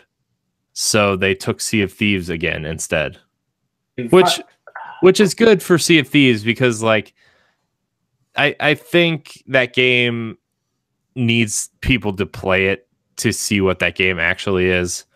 So I think like that was good that they took a game that was like, okay, we got a ton of people here. Let's try to get it in people's hands so they understand what this game is. But like Crackdown, man, like I was fully expecting to play Crackdown when I was there, and it was just wasn't there. I'm like, come on, you guys. How long have they been developing that game? They announced it at the Xbox One launch, I thought. Didn't they? No, or like a year They after? announced it before that. So when did because it was supposed to use like the cloud to wasn't it? They were supposed to use cloud computing. So like you didn't have to rely on the power of your Xbox One to play it. Like you could use more powerful computers in the cloud. Yeah. I feel like Crackdown 3 is just a continuation of what has happened to that franchise. Because the first one was a great game. The second one was decidedly not a great game. Mm-hmm. And now there's so much hype around 3, and they keep delaying it. They keep pushing their problem. But it's gonna end up the only people that are super excited about it are the people who only have Xbox Ones. Mm-hmm. And don't play games on PC. Mm-hmm. And ultimately, I hope for the franchise sake and everybody working on it that it doesn't come out like a wet fart. Yeah, I really do. Yeah. I mean, and I don't have a dog against Microsoft like Moose does. I don't host a PlayStation show, but neither like does Moose. Ooh. I want. Because I'm sick and tired of people losing jobs because they're stuck in a situation that was beyond their control. Mm-hmm. And releasing a bad game isn't necessarily beyond their control, but look at like Scalebound. Mm-hmm. All those employees, if they still have a job at Platinum, hopefully they do, but if they don't, that situation had no control over that. Right. Yeah. I bet you they got moved over to the Nier Automata sequel. Probably. Because that's coming. But a couple other quick things here. Like I was actually thoroughly impressed by State of Decay 2. Like I didn't care for the first one like at all. I thought it had a lot of good ideas, but they didn't have the budget to pull off what they wanted to pull off. But now they do. It wasn't like multiplayer. If they would have made it multiplayer, that game. Yeah. Well, this one is 4-player co-op. The whole game is 4-player co-op, and like the only thing that worries me about State of Decay now is like Fortnite exists in a world where State of Decay is coming out. State of Decay 2 is coming out, and like that worries me because there's building mechanics, there's looting mechanics, there's zombie fighting. Like that's all in Fortnite. That's only in base Fortnite. Most people playing Fortnite are playing Battle Royale. I know. It's true. I know, but I think, and it's going to be cheaper. It's going to be cheaper than Fortnite when its 1.0 release is going to be free to play anyway. But I thought the shooting mechanics were great in State of Decay 2. The looting mechanics were cool, where like you can loot things slower to not make noise, but you can loot things faster, but you have the chance of causing noise. But if you loot faster, you have a chance of getting more items out of the box. I think that's the way it worked in the first one, wasn't it? I think so, but I didn't play enough of the first one to tell you that. I think that's how it worked. Shooting zombies felt really, really good, but you wanted to conserve your bullets and conserve them not because you didn't have enough bullets, but you wanted to conserve them because you don't want to make noise. Right. And like what's cool in this one, I don't know if they were in the first one or not, but I think they were. They gave you these flashbangs, which like you could chuck really far away to just distract zombies, and they would run towards the flashbang while you went into a building to loot the building, which I thought was really cool.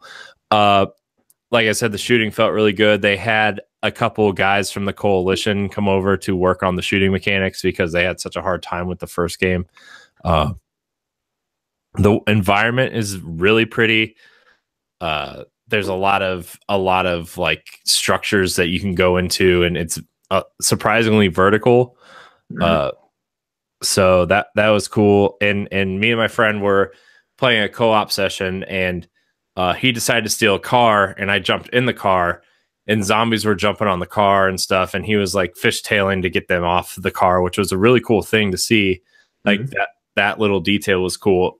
But then he ran into one of those big fat zombies, and like it exploded all over the car to where the car had acid and poison on it, and we had to like Grand Theft Auto dive roll out of the cars so we wouldn't die. Yeah, And yeah.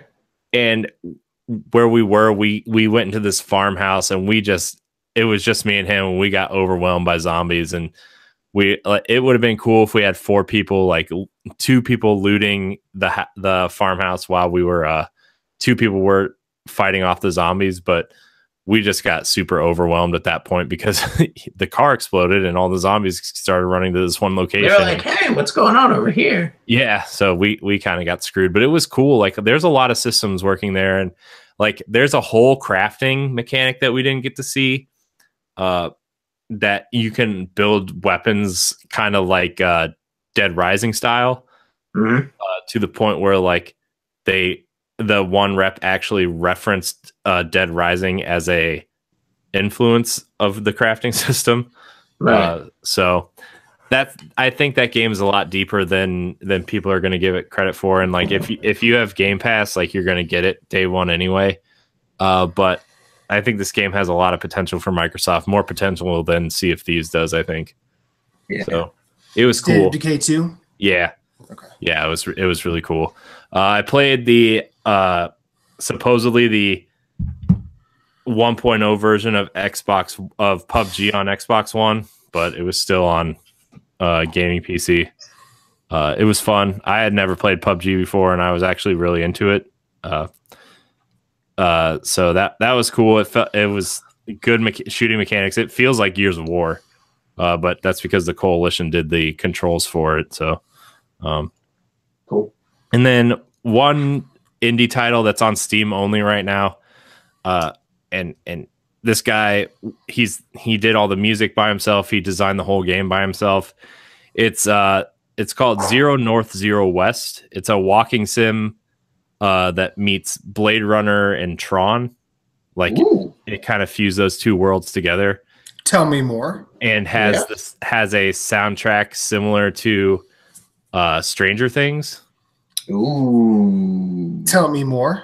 And it's just a walking simulator, and you go, there's like 7 or 8 different worlds that you can just kind of walk through and experience these worlds and listen to the music. He said like he says people should wear headphones when playing this game, and you should probably be sitting in like a beanbag or something, because that's what it feels like you should be sitting in when you play this game. Nice. And I was pretty impressed with this demo. Like the demo he showed off, like one guy made this game, and it was kind of relaxing, and the music was cool. So I was like, I should bring it up, even though like none of us really play PC games, but like he said he doesn't know if it's going to get ported anywhere else, but I could see it coming to like PlayStation VR. I think would be a cool place for this thing. All right. So if they do, so what if we found out this was Blue Point's next game? Yeah. Let's see. That's kind of it on like the highlights. The Messenger was pretty cool, which is the Ninja Gaiden indie game. To the point where like the running and the jumping feels like the code was ripped straight out of the NES version. Oh, really? Wow. Yeah. Shaq Fu, played some Shaq Fu. Oh God. It was pretty bad. Was it as bad as we all think it is? Yeah. Okay. So I have to tell the story about Shaq Fu before we, I guess, probably 20 questions in the next couple minutes here. But like, you start the demo, and granted, it's a side-scrolling brawler. There's not like a lot of mental preparation you need for this game. There's some mental preparation. The first sledgehammer to your face, so you're just a little. The first 2 screens of this game, press left to walk. Oh Jesus God! I'm like, really? Then I get to the third screen. Press X to jump. I was like, it took you 3 screens to tell me to jump. And then you get to the fourth screen. Press square to punch. And then the most stereotypical... You're just like, fuck off, Assassin's Creed. Don't need this shit right now. The most stereotypical caricatures of Asian monks start walking onto the screen. Oh, boy. In blue robes. And they were wearing like the triangle, like stereotype Chinese hats. And they had like the long mustaches. And they were literally going like this, walking towards me. And like it said press square to punch, and like I started fighting all these like Asian caricatures, and I felt kind of like really bad. I was like, this is really racist. Yeah. And like the fifth screen had like 3 of them, and then the next screen had like 5 of them, and the 7th screen had 8 of them. And I'm like, am I gonna fight any other enemies here? And then the next screen had like these blue, like half women, half goat, like where like the top half was like a blue woman with horns, and the bottom half were like goat legs and a tail, and they were like the magic wielders. They were shooting magic at me, and I was like, I don't understand this game. I don't understand what's happening right now. And like for 5 minutes, these are the only 2 types of enemies that I fight. And then I get to what I think is clearly a mini boss. And it's literally a giant sumo wrestler with some kind of like helmet thing and a shield. And you're supposed to like use this rush mechanic to knock them down. And then you're supposed to like jump and punch them down or whatever. I don't know. I don't really care to remember. And I'm like, I finally beat this mini boss. I'm like, great. I beat a mini boss. This was cool. This took forever. Move on to the next screen. It's literally a narrow bridge with 3 of these guys on it. And then up in the tower were 3 of these magic Asian caricature guys shooting arrows down at me. I'm like, this is really dumb. So I get through that area, and the last screen I played was like 3 of these sumo guys, like 8 of the monk guys, and then 2 of the goat ladies. And like they gave me a power up, and I got this giant metal suit with laser ability. And I'm like, what is this? I don't have enough breadcrumbs to get home anymore. And I took them all down with this laser suit, this big robot laser suit. I was like, what did Shaq become a transformer? Like, what is this? I mean, he kind of always was. Yeah, but I'm just like this. Like, I knew this game was going to be dumb, but it's not like mechanically the game is kind of good. Like, the game works. It's not like there's glitches or anything. It's just super boring and repetitive. And like, weird. And I'm just like, well, sure. If you bought that NBA basketball game on Switch, you're getting Shaq Fu for free. So congratulations. Oh my God. So, yeah. How was the giant bomb panel? Was that good? Oh, the giant bomb panel was awesome. It was literally just them talking about the like them getting fired from GameSpot. Like it was just like a 10th anniversary panel on how like the company has grown and whatever. And then they talked about how CBS bought them and how like Whiskey Media was kind of like a joke. Yeah, and you know, that they just kind of talked about how if they were to do it all over again, they would have done it totally different and probably would have been less successful, but it would have been a smarter way to do it. And they're like, you know, like the New York studios kind of held together by fishing wire and duct tape. Yep. Yep. That sounds like Vinny. Sounds like Vinny. Yeah. Well, so it was Vinny, Abby. Was Alex there? It was Vinny, Abby, Alex, and Jeff. Okay. I knew Dan wasn't. Brad was supposed to be there, but he was like in a meeting or something, like an emergency meeting or something. And then Ben was supposed to be there, but he got sick. See, I don't remember them saying Ben was going to be there, but whatever. The panel, like the panel sheet said Ben was supposed to be there, but and they had 6 microphones set up. So I don't know if it was just the she table. said, "Hey, can I be in your panel?" Yeah. And so like they had like a meet and greet afterwards, but they cut the line off like 5 people ahead of me. So like I was like, oh man, I would do anything just to meet them, but whatever. Yeah. It was still a good time. And dude, there's so many inside jokes from like shows that happened like 3, 4, 5, 8 years ago that I was just like, oh yeah, I remember when they talked about that stuff. Dude, like it's funny.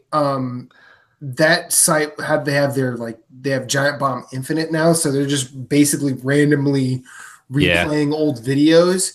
Like I'll go there when I'm able, and I'll hop in the chat, and it's just everybody just recycling old jokes and talking about dumb things that Ryan did. Which rest in peace, Ryan Davis. I miss you. But yeah, like it's a weirdly welcoming place, and like if you get into chats with them, it's just like, man, I feel like I know these people, which is crazy. Yeah, I haven't had that.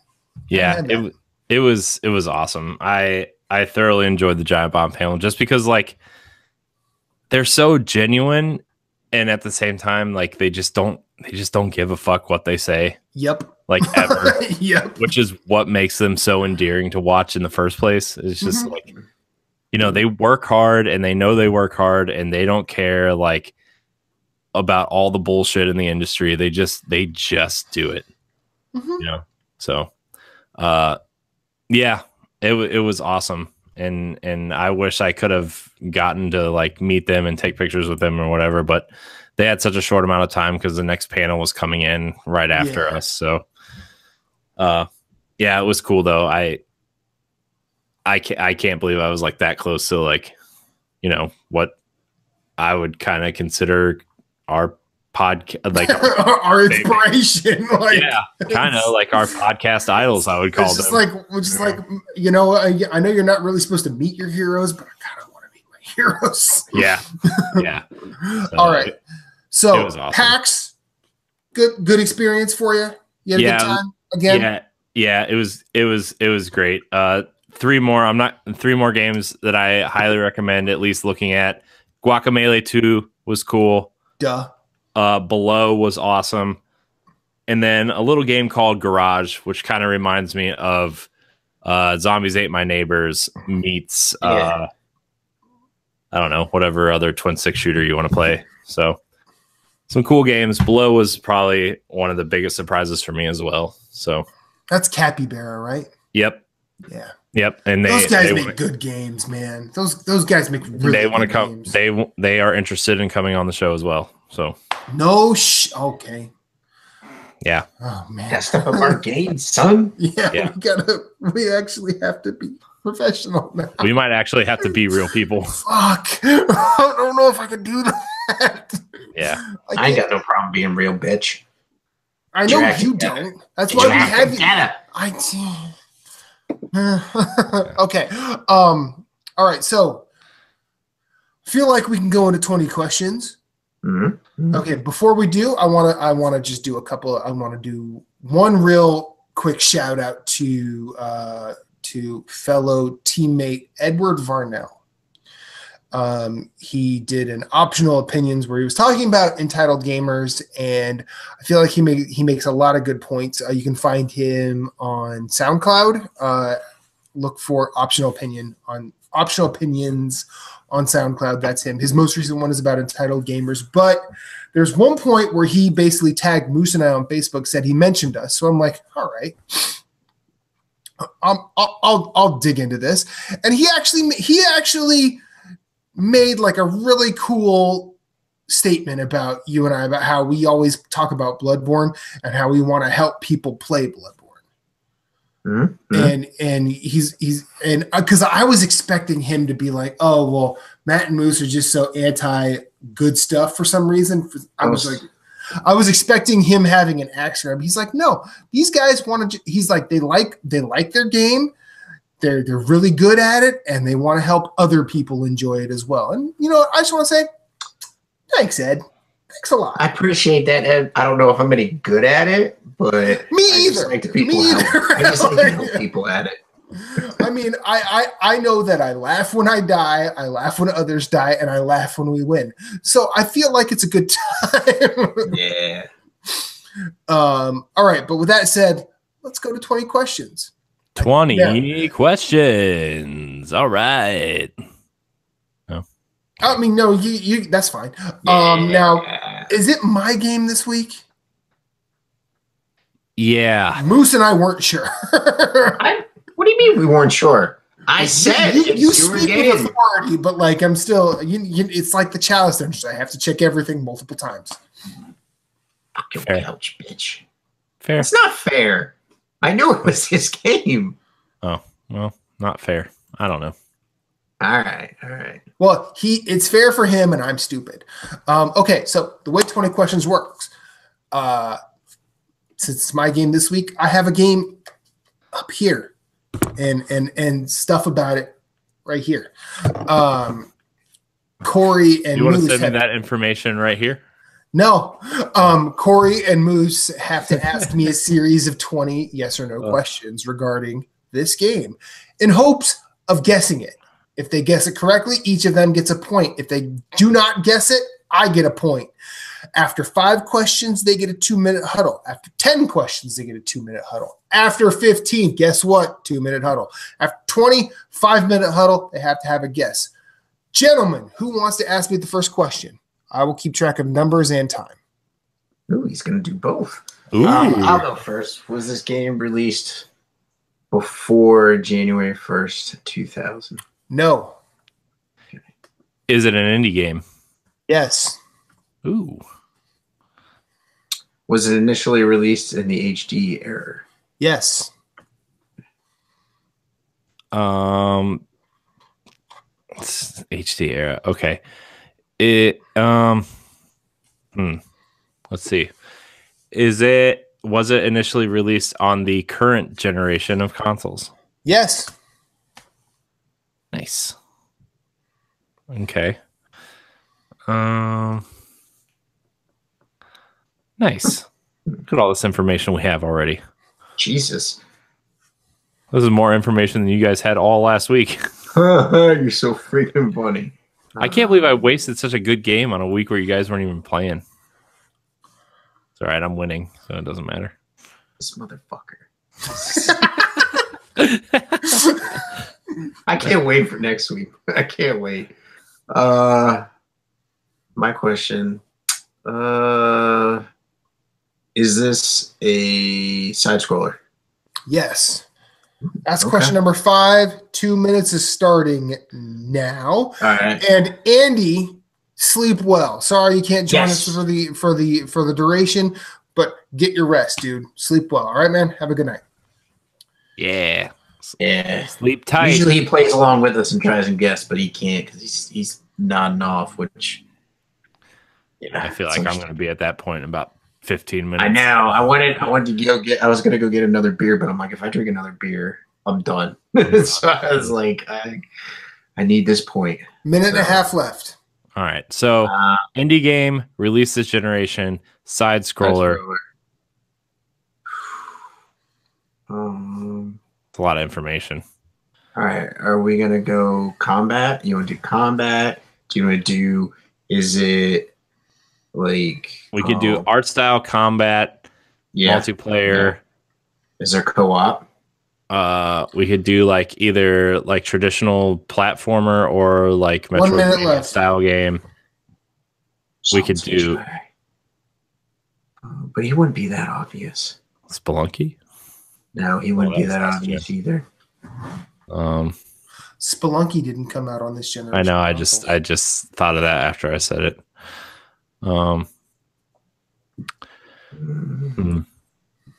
Hey Matt, where'd you get that cabinet or that thing where that you keep all your vinyl in? IKEA. Okay. 30 seconds. So, all right. It's Calyx. I think we should just go. We can go. Yeah. I'm good. Yeah. Is it my turn? It's my turn. Yeah, you're 6. You're on. All right. I mean, you're even. You're on. So, okay, is this a Metroidvania style side scroller? No. Okay.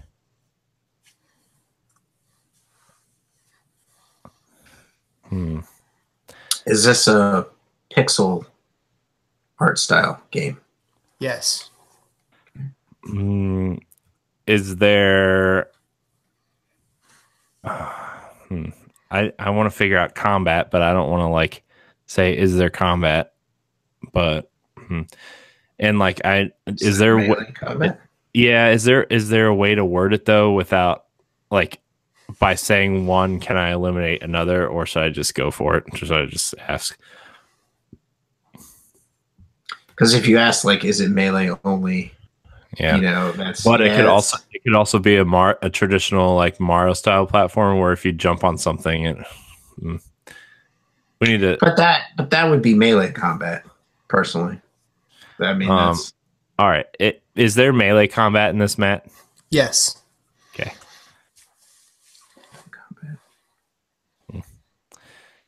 But that doesn't eliminate shooty bang bang combat or magic combat. Do you want me to ask? We can. Well,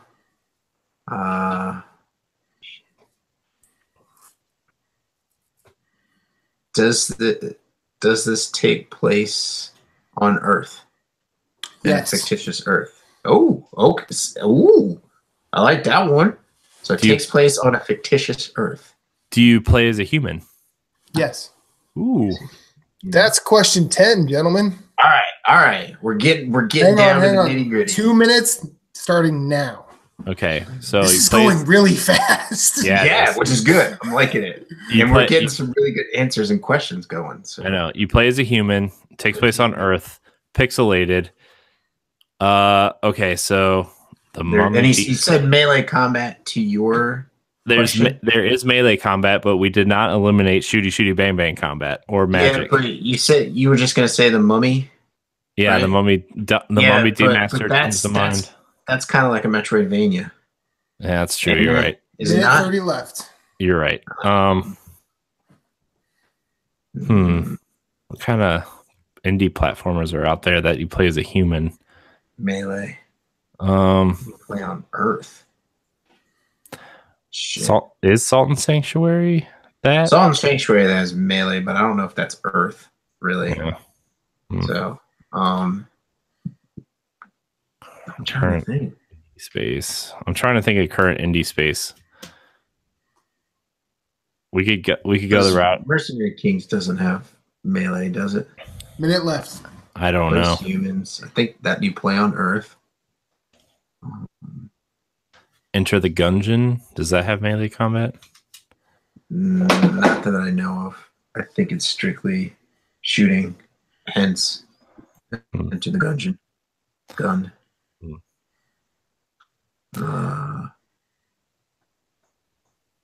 So, do we want to ask? I guess we don't want to ask Eastern Western developer. 20 seconds left. Yeah, I mean, if it's indie, we could probably kind of assume it's Western because there's not a ton of Japanese indies out there.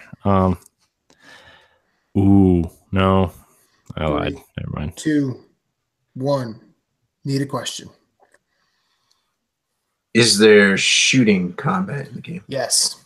Okay, so there's both. There's shooting. Yeah. Let's see here.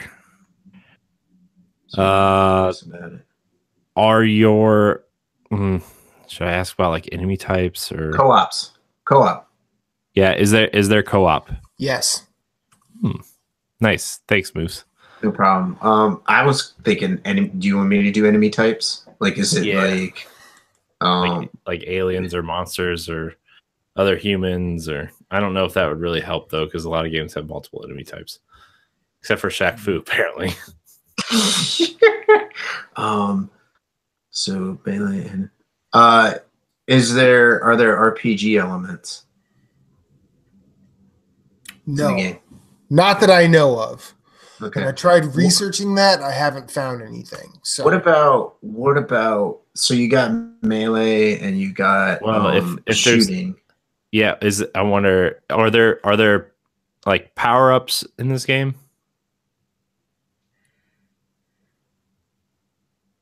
Matt? Kind of. Kind of. See, I'm thinking, is that a question? Okay. What does he mean kind of?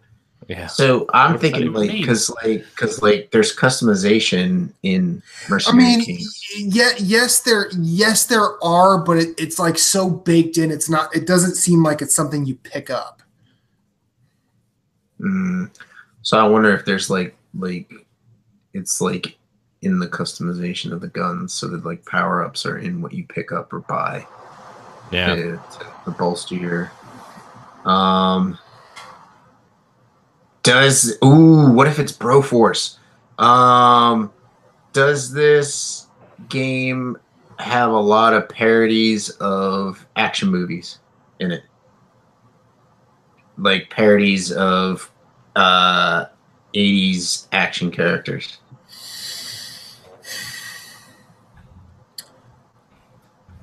Focus your question a little bit before I answer. Does this game have playable characters in it that are parodies of classic action movies? Okay. I'm going to answer your question, and I'm going to say no. You're going to hate me for that answer.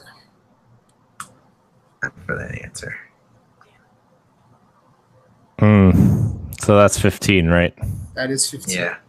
Okay. So. Timer started now. What about... I'm still thinking... Moose is Googling. I don't really... I'm messing with you, dude. I'm thinking Mercenary Kings or Broforce.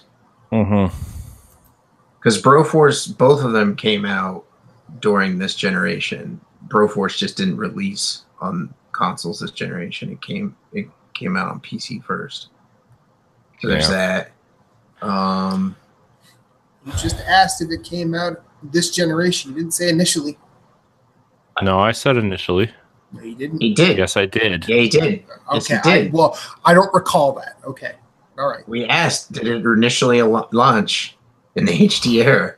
We always ask. That's always you the asked if it initially launched the HD era, not initially on this console generation. I did ask if it initially launched on this console generation. That was my question.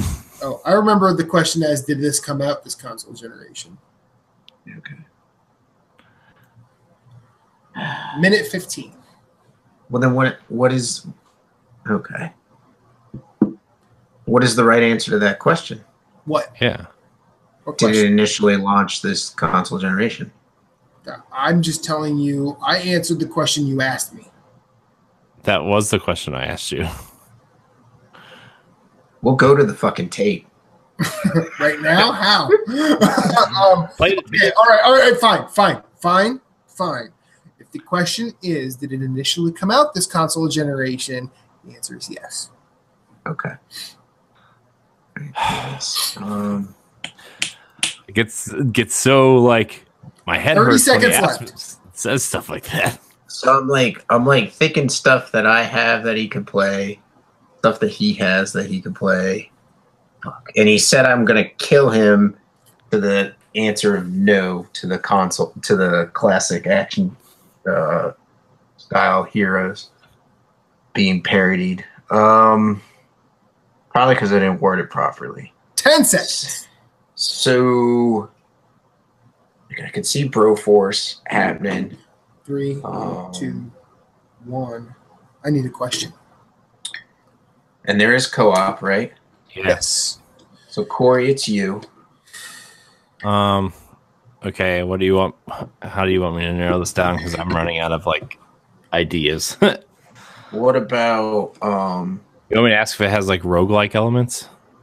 You could ask that, or you could ask customization of your weapons. Like, is there okay? Is there? Can you customize your weapons in this game? No. Okay.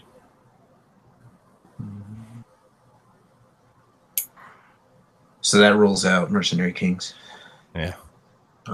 Which Does it rule out Broforce? I don't think it does, no, right? because you can't. You just run right. You just run right, and then like as people die, I think the only thing you can do is pick up their like he said, the power ups are kind of baked in. So with Broforce, it's kind there's of like a Dark Souls sort of thing towards Broforce. Where Yeah. you can go back and get your loot, I believe. Yeah, and like people can pick up like your stuff too, I believe. So Yeah. shoot, bang bang. Jesus, I don't know. What should I ask? Goddamn, co-op. No RPG elements. You play a human. Are you fighting aliens? No. Are you fighting Mother Russia? But that's not my question. But I was just saying, as a joke.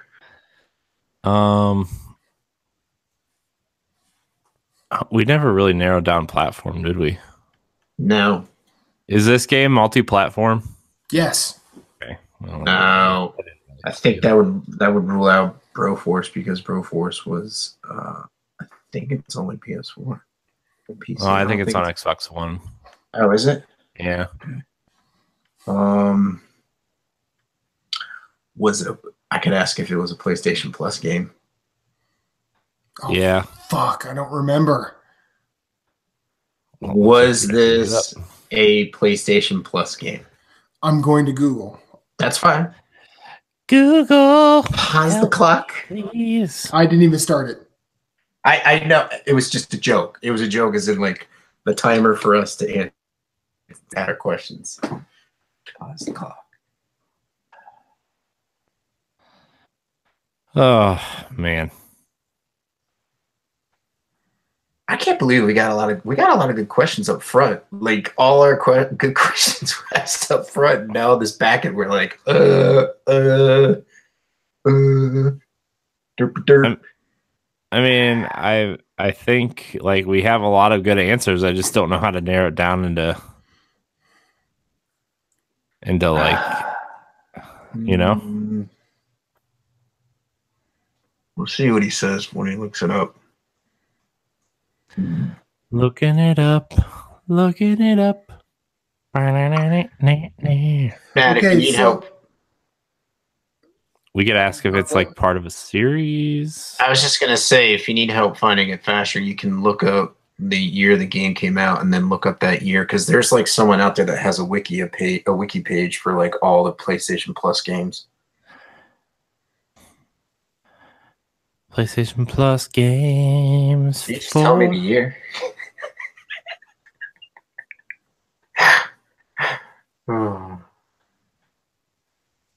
Yeah. What were you saying, Corey? Before I said something to him, you were saying we could ask him what? I don't know if it's like part of a series. Oh yeah. But the answer's probably no. I would say no. Especially if it launched initially this.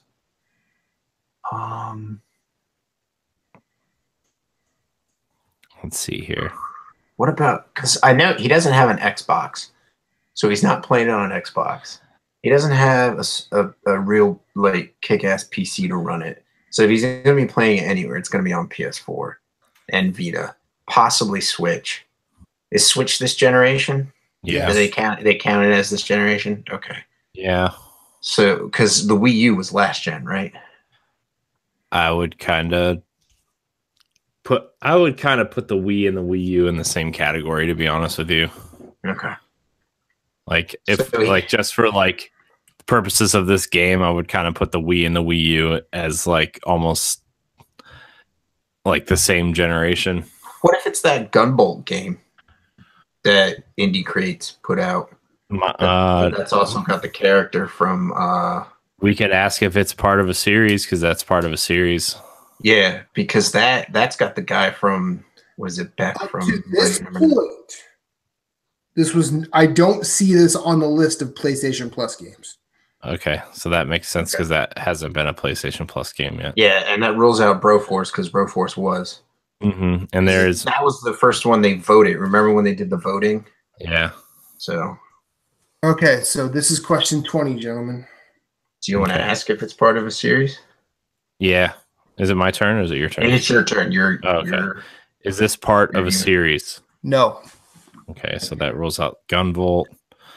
That rules out Mighty Switch Force. That rules out my number 9. Okay. I don't know. Crap. I bet you we have so many answers though. Like he's going to use my indie catalog against me, I bet. What do I have? 2D side scrolling. Melee shooting combat. Let's see. 2D side scrolling game where you play as a human. Not part of a series. No. Initially released this generation.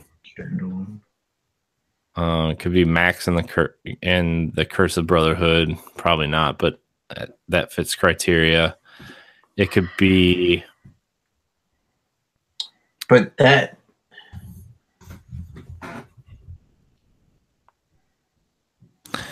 Oh, it's not pixelated though. I don't think he's played that either. To be honest, yeah, because it came out on Xbox. It's only came out on PS4 recently, and we're too busy with other shit to be picking that up. Yeah, could be. Oh boy. Look to the. I don't know what I'm looking for. I don't know. Shit. You guys have 3 minutes left. You have 3 minutes left. This is true. Yeah. I have 3 minutes left. I'm tied with you, Corey. Are you? Yeah. No, I'm going to pull this out. I'm going to pull this out of my butt. Okay. I'm going to pull it out of my butt. Human on Earth. Melee shooting the game. Moose, what are some indie side scrollers? None that like fit this criteria that I know of. Like a lot of the side scrollers I know that I've played are like Salt and Sanctuary. Oh, what about Iconoclast? Iconoclast could be that. What about something like Axiom? No, because he said it wasn't Metroid. Iconoclasts, I don't. Well, that might be Metroidvania though. But like you pick, I haven't played it enough to really know it. It wasn't a PlayStation Plus game. Yeah. It might be a Metroidvania though. I think it is because you asked that and he said no to Metroidvania, so it can't be Iconoclast. Yeah. And I could have swore the Mummy one was a Metroidvania. Memory serves me correctly. Because it's the same guys that made the Alien Colonial Marines or whatever on the Game Boy. Yeah. Shit. I don't freaking know. Well, I need to study indies more. You said it was multiplayer, right? Yes, I did. Yeah. I don't think Iconoclast is multiplayer.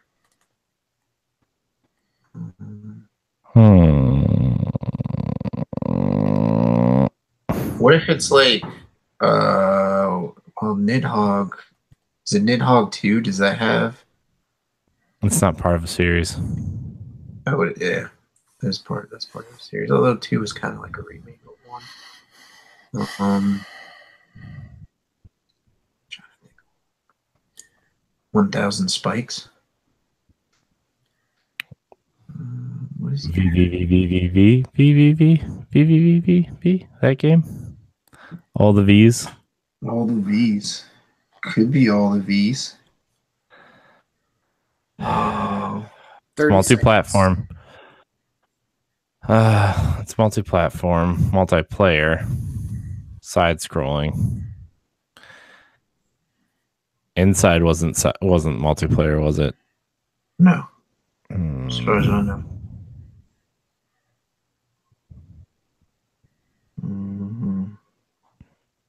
Multi-platform. I got nothing. I don't have anything either. Horrible at this. I'm trying to think. Maybe Flint Hook. I don't think you play as a human in Flint Hook though. Mother Russia Bleeds. I don't know if they're shooting that. I know there's melee. I need a guess, gentlemen. Yeah. And that's multiplayer. What is it? What did you say? Mother Russia Bleeds. I mean, you can go with it. I don't really have a guess. My only other guess would be like that. What was that Wolverblade game? But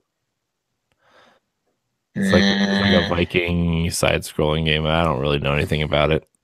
I don't. Your answer sounds better. Is it Mother Russia Bleeds? It is Mother Russia Bleeds.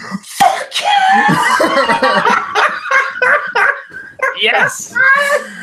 Damn, I pulled that out of my fucking ass.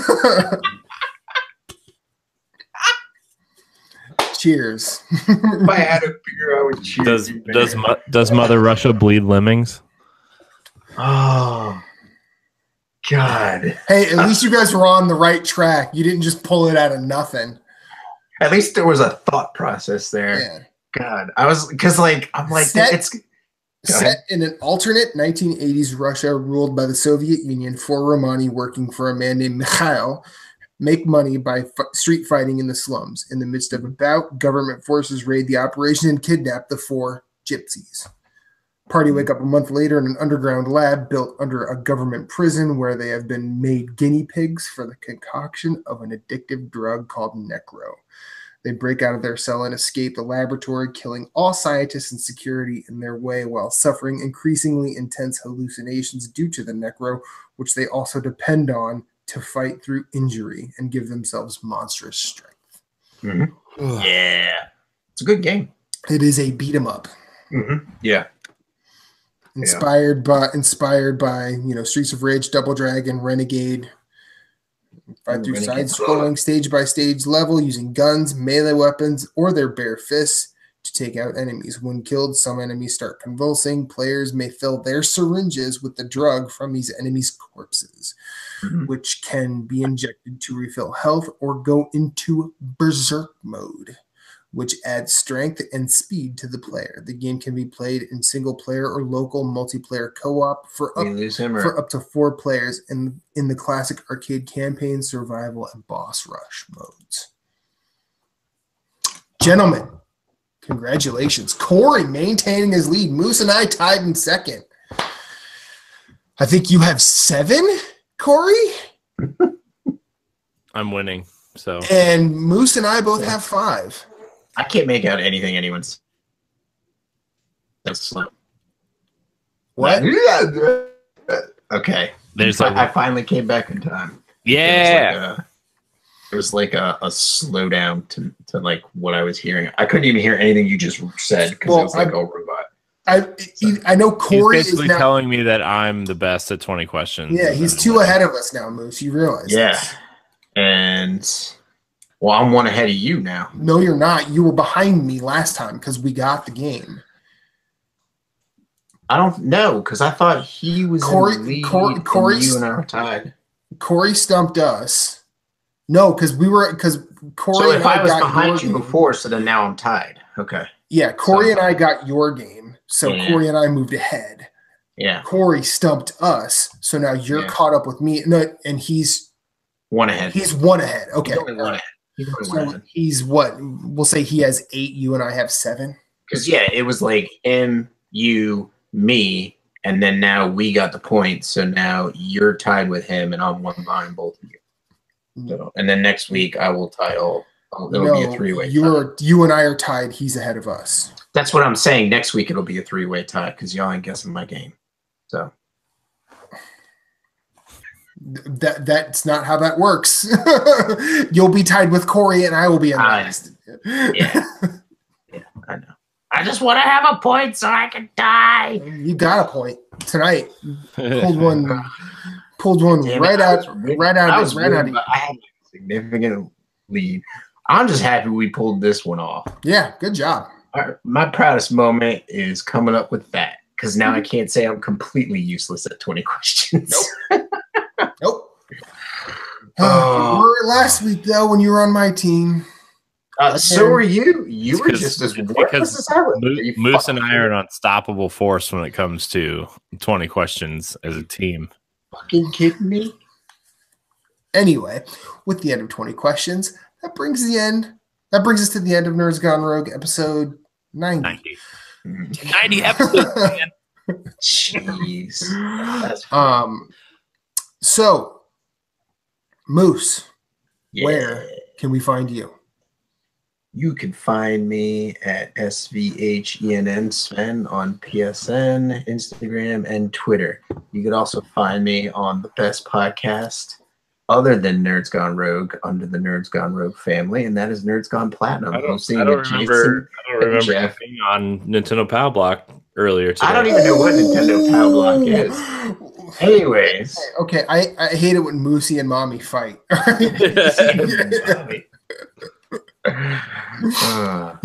You can tweet us at ng_platinum on Twitter, or you can email us questions, comments, and concerns at nerdsgoneplatinum@gmail.com, or join our community and get in there and chat with us about the PlayStation platform.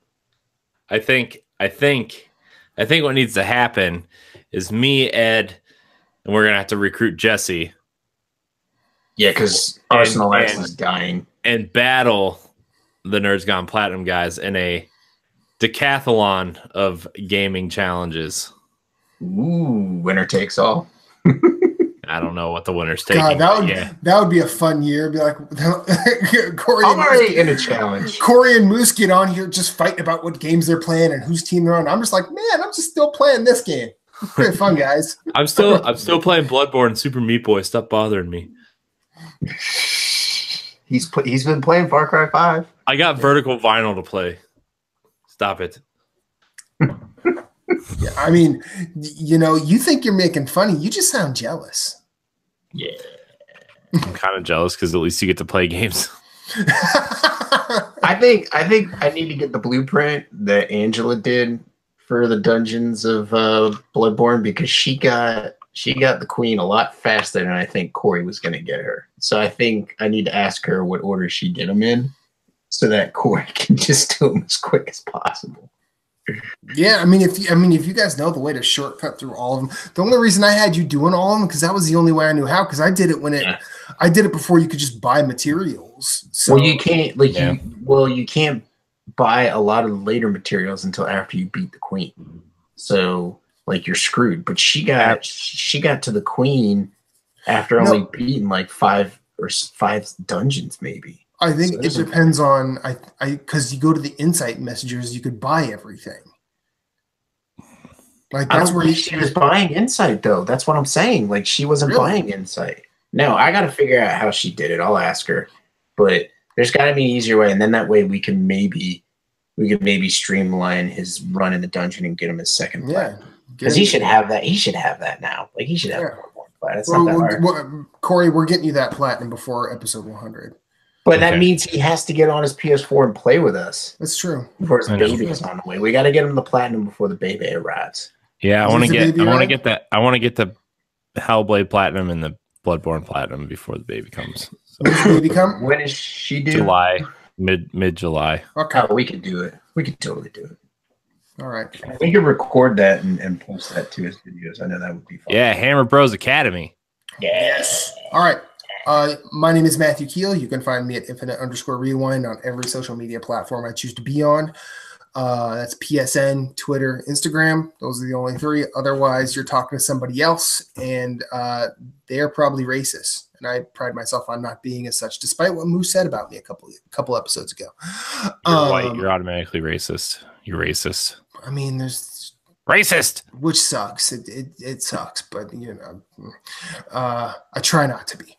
If you want, 30-second chunks of records that I'm playing, that's what you'll see on Instagram and my Twitter because they match up. Otherwise, you can find me on PSN playing whatever game I choose to play. It's pretty nice. I don't have a challenge to do, and I have options. My only really restraint is I work a lot, so I'm not playing a lot. But look for me there. That's where we can play. Corey, take us home. Well, you can find me at CoreyNHD on Instagram and Twitter.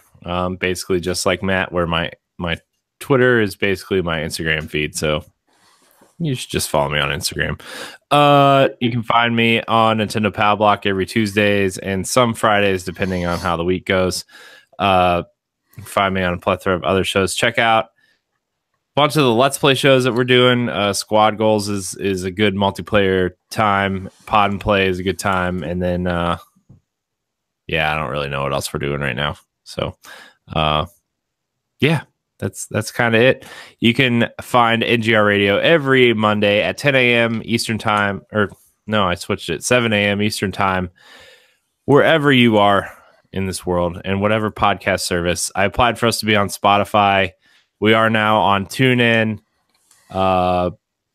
Overcast, and a few other ones. And if you have been, and I don't know if you're listening to this some other place, but if you had issues finding us on Google Play Music, you can find us there now too, because there was an issue when we switched RSS feed providers that stopped posting the stuff there. So, somebody brought that to my attention. So, that's fixed now. So you can find us there as well, and Stitcher, and Shout Engine, and all these other crazy places that podcasts pop up.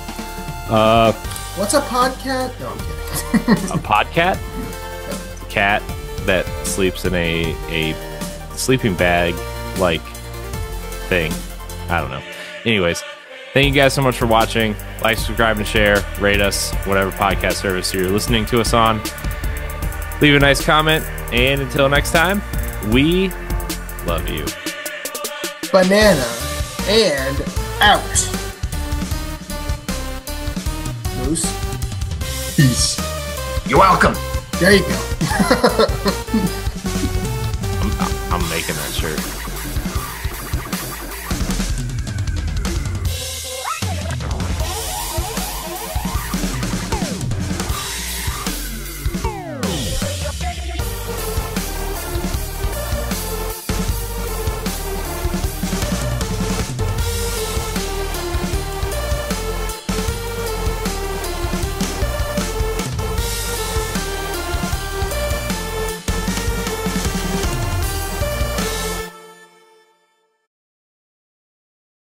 For your games, and then just so if you get any notifications, you're like, what the hell's going on? You'll just know what's happening. Yeah, no, that's fine.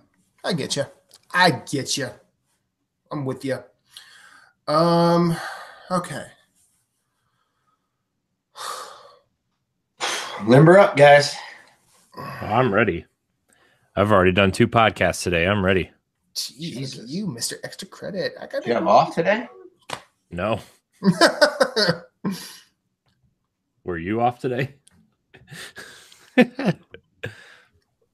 No.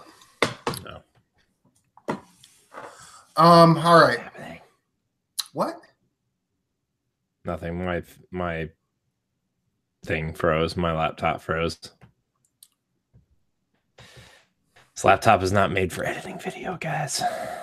All right, so here's what we're gonna do. We're just gonna riff the B-side. Main show's PAX, and sort of what's what. Yeah, got my Overwatch League hoodie on. Woo! Yeah, Matt Phillips was all like, he likes Overwatch. I thought Corey didn't like anything I like. Probably. I mean, I attempt to like Overwatch. I play Overwatch. It's a fun game. Overwatch is great. I love Overwatch. I'm not good at it. No, who is? The people that are playing in the league. Are they though? Yeah. They're good at it. I mean, I could sit there and as somebody with a voice on the internet, I could objectively say this sucks, and that's basically true, right? Yeah. No, the answer to that is no, Corey. I was like, yeah. You can say whatever you want, Matt. I'm not going to say whatever. America. Well, yes, I can say whatever I want, but I also try to be, thoughtful and. What is thoughtful? Exactly. I try and think about what I'm saying. I also try and think about what I say sucks, and fair.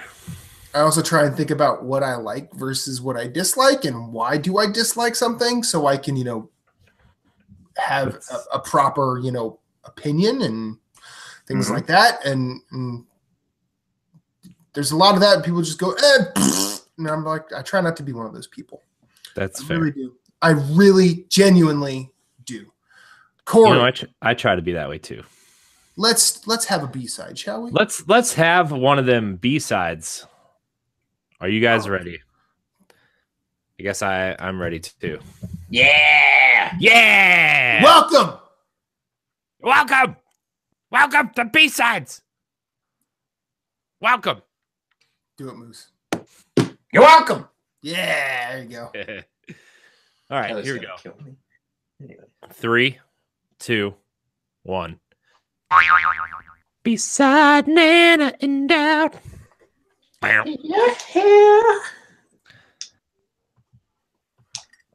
God damn, man. What?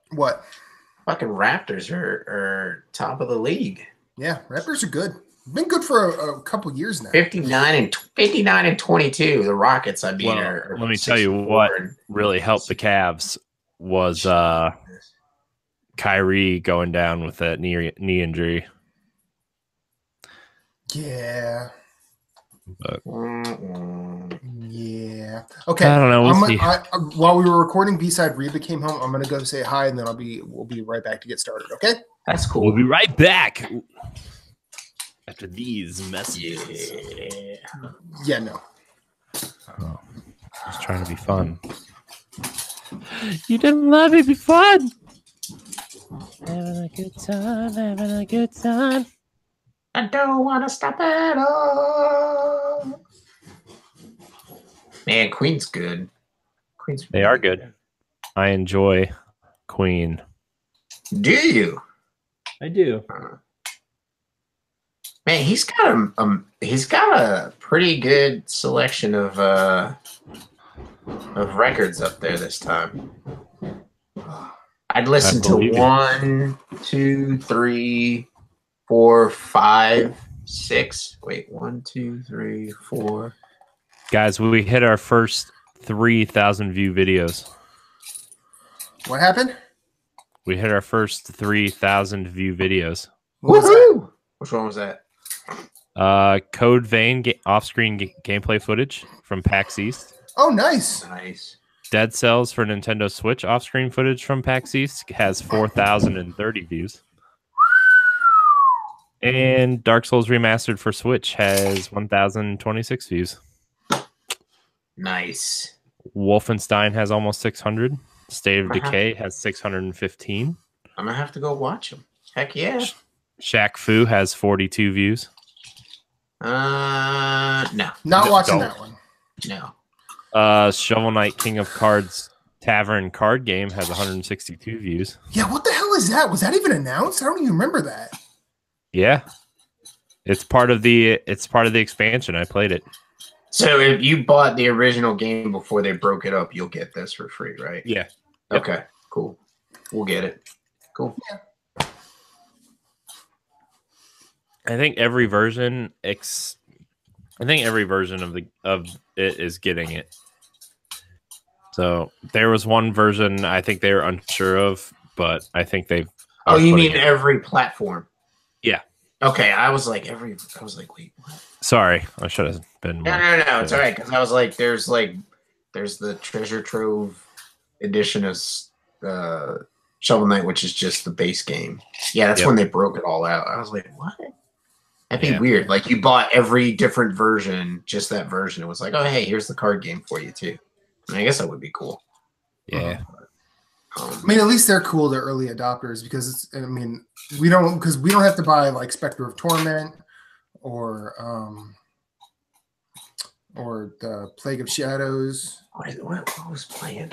Or the King Knight one, right? Yeah. Right. You're right. Yeah. Okay. There's a Pinkerton Detective Agency? What the fuck is that? Pikachu's Detective Pikachu.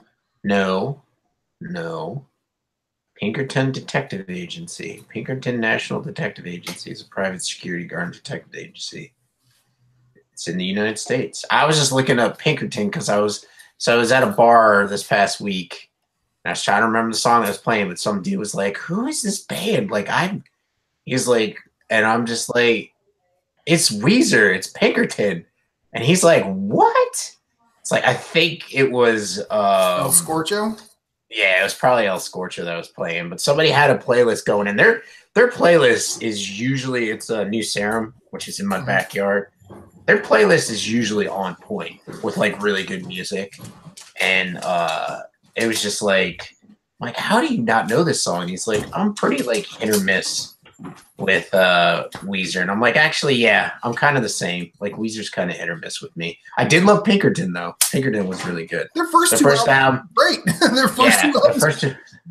first two albums, and that's pretty much it. And I hear they're coming out with a black album now. Or a Weezer album that's going to be the black album. Yeah, they did the blue album and the green album and the red album. The red album, the white album. Yeah. Yeah. No. Okay. Anyways. All right.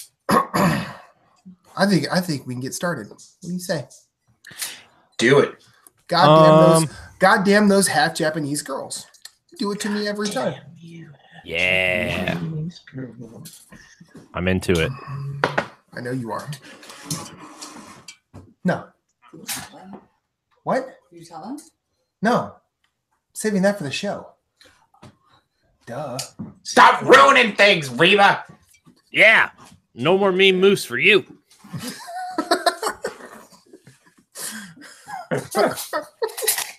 God damn it, Corey. Time for Matt to start pleasing his own girlfriend. Tell me to make him a sandwich. What? No. No. When I said I'm saving that for the show, Moose goes, "Stop ruining things, Reba!" And then Corey goes, "God damn it. No more mean moose for you."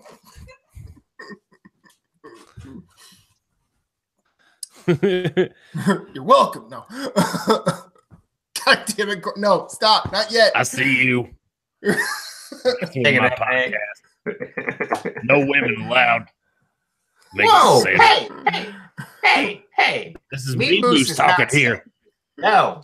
I will not stand for this. You're a moosist. Well, sometimes see this mustache? It pleases the ladies. There's no way that's sexist. You're welcome. And my goatee tickles balls. Okay, so the chat just kind of started happening. There's only one black album for me, Enter Sandman, baby. All right. I mean, there's only one black album, but it's a different black album. It's not Metallica's black album, and I'm pretty sure Phillips will agree with me on that. It's the Black Album by The Damned. That's the one. I don't think Abbott does not have a black album. They do not have a black album. It would probably be on his top. It'd probably be higher on the list than Metallica's for his favorite black albums. Yeah. Mine is personally Metallica's, but I do like the Damned's black album. Yeah. It's the Damned's good. Wait for the Black House, such a good opening track. I like it. It's good. Drinking About My Baby is the poppinest pop punk album ever written, or pop song, I should say. Have you listened to the New Church's song? Yeah, I've listened to all their singles. I think I've dropped a couple, 3 songs off that new album. I'm waiting for it to come out. I'm kind of staying away because I want to just hear I kind of want to just as a whole. Yeah. I agree. I'm not I wasn't the hugest fan of My Enemy, but then it like grew on me. Mhm. But yeah, it comes out the same day Dark Soul comes out, Yeah, I know. the 25th, which is cool. As if I need another reason to spend money that day. I know. All right, so let's get this started. I'm gonna last swig of coffee, and then we can go. I should be drinking coffee. I was yawning and falling asleep when I was playing games, but apparently I'm all right now. All right, ready, Corey? Yeah, I'm ready. All right, 3, 2, 1. What?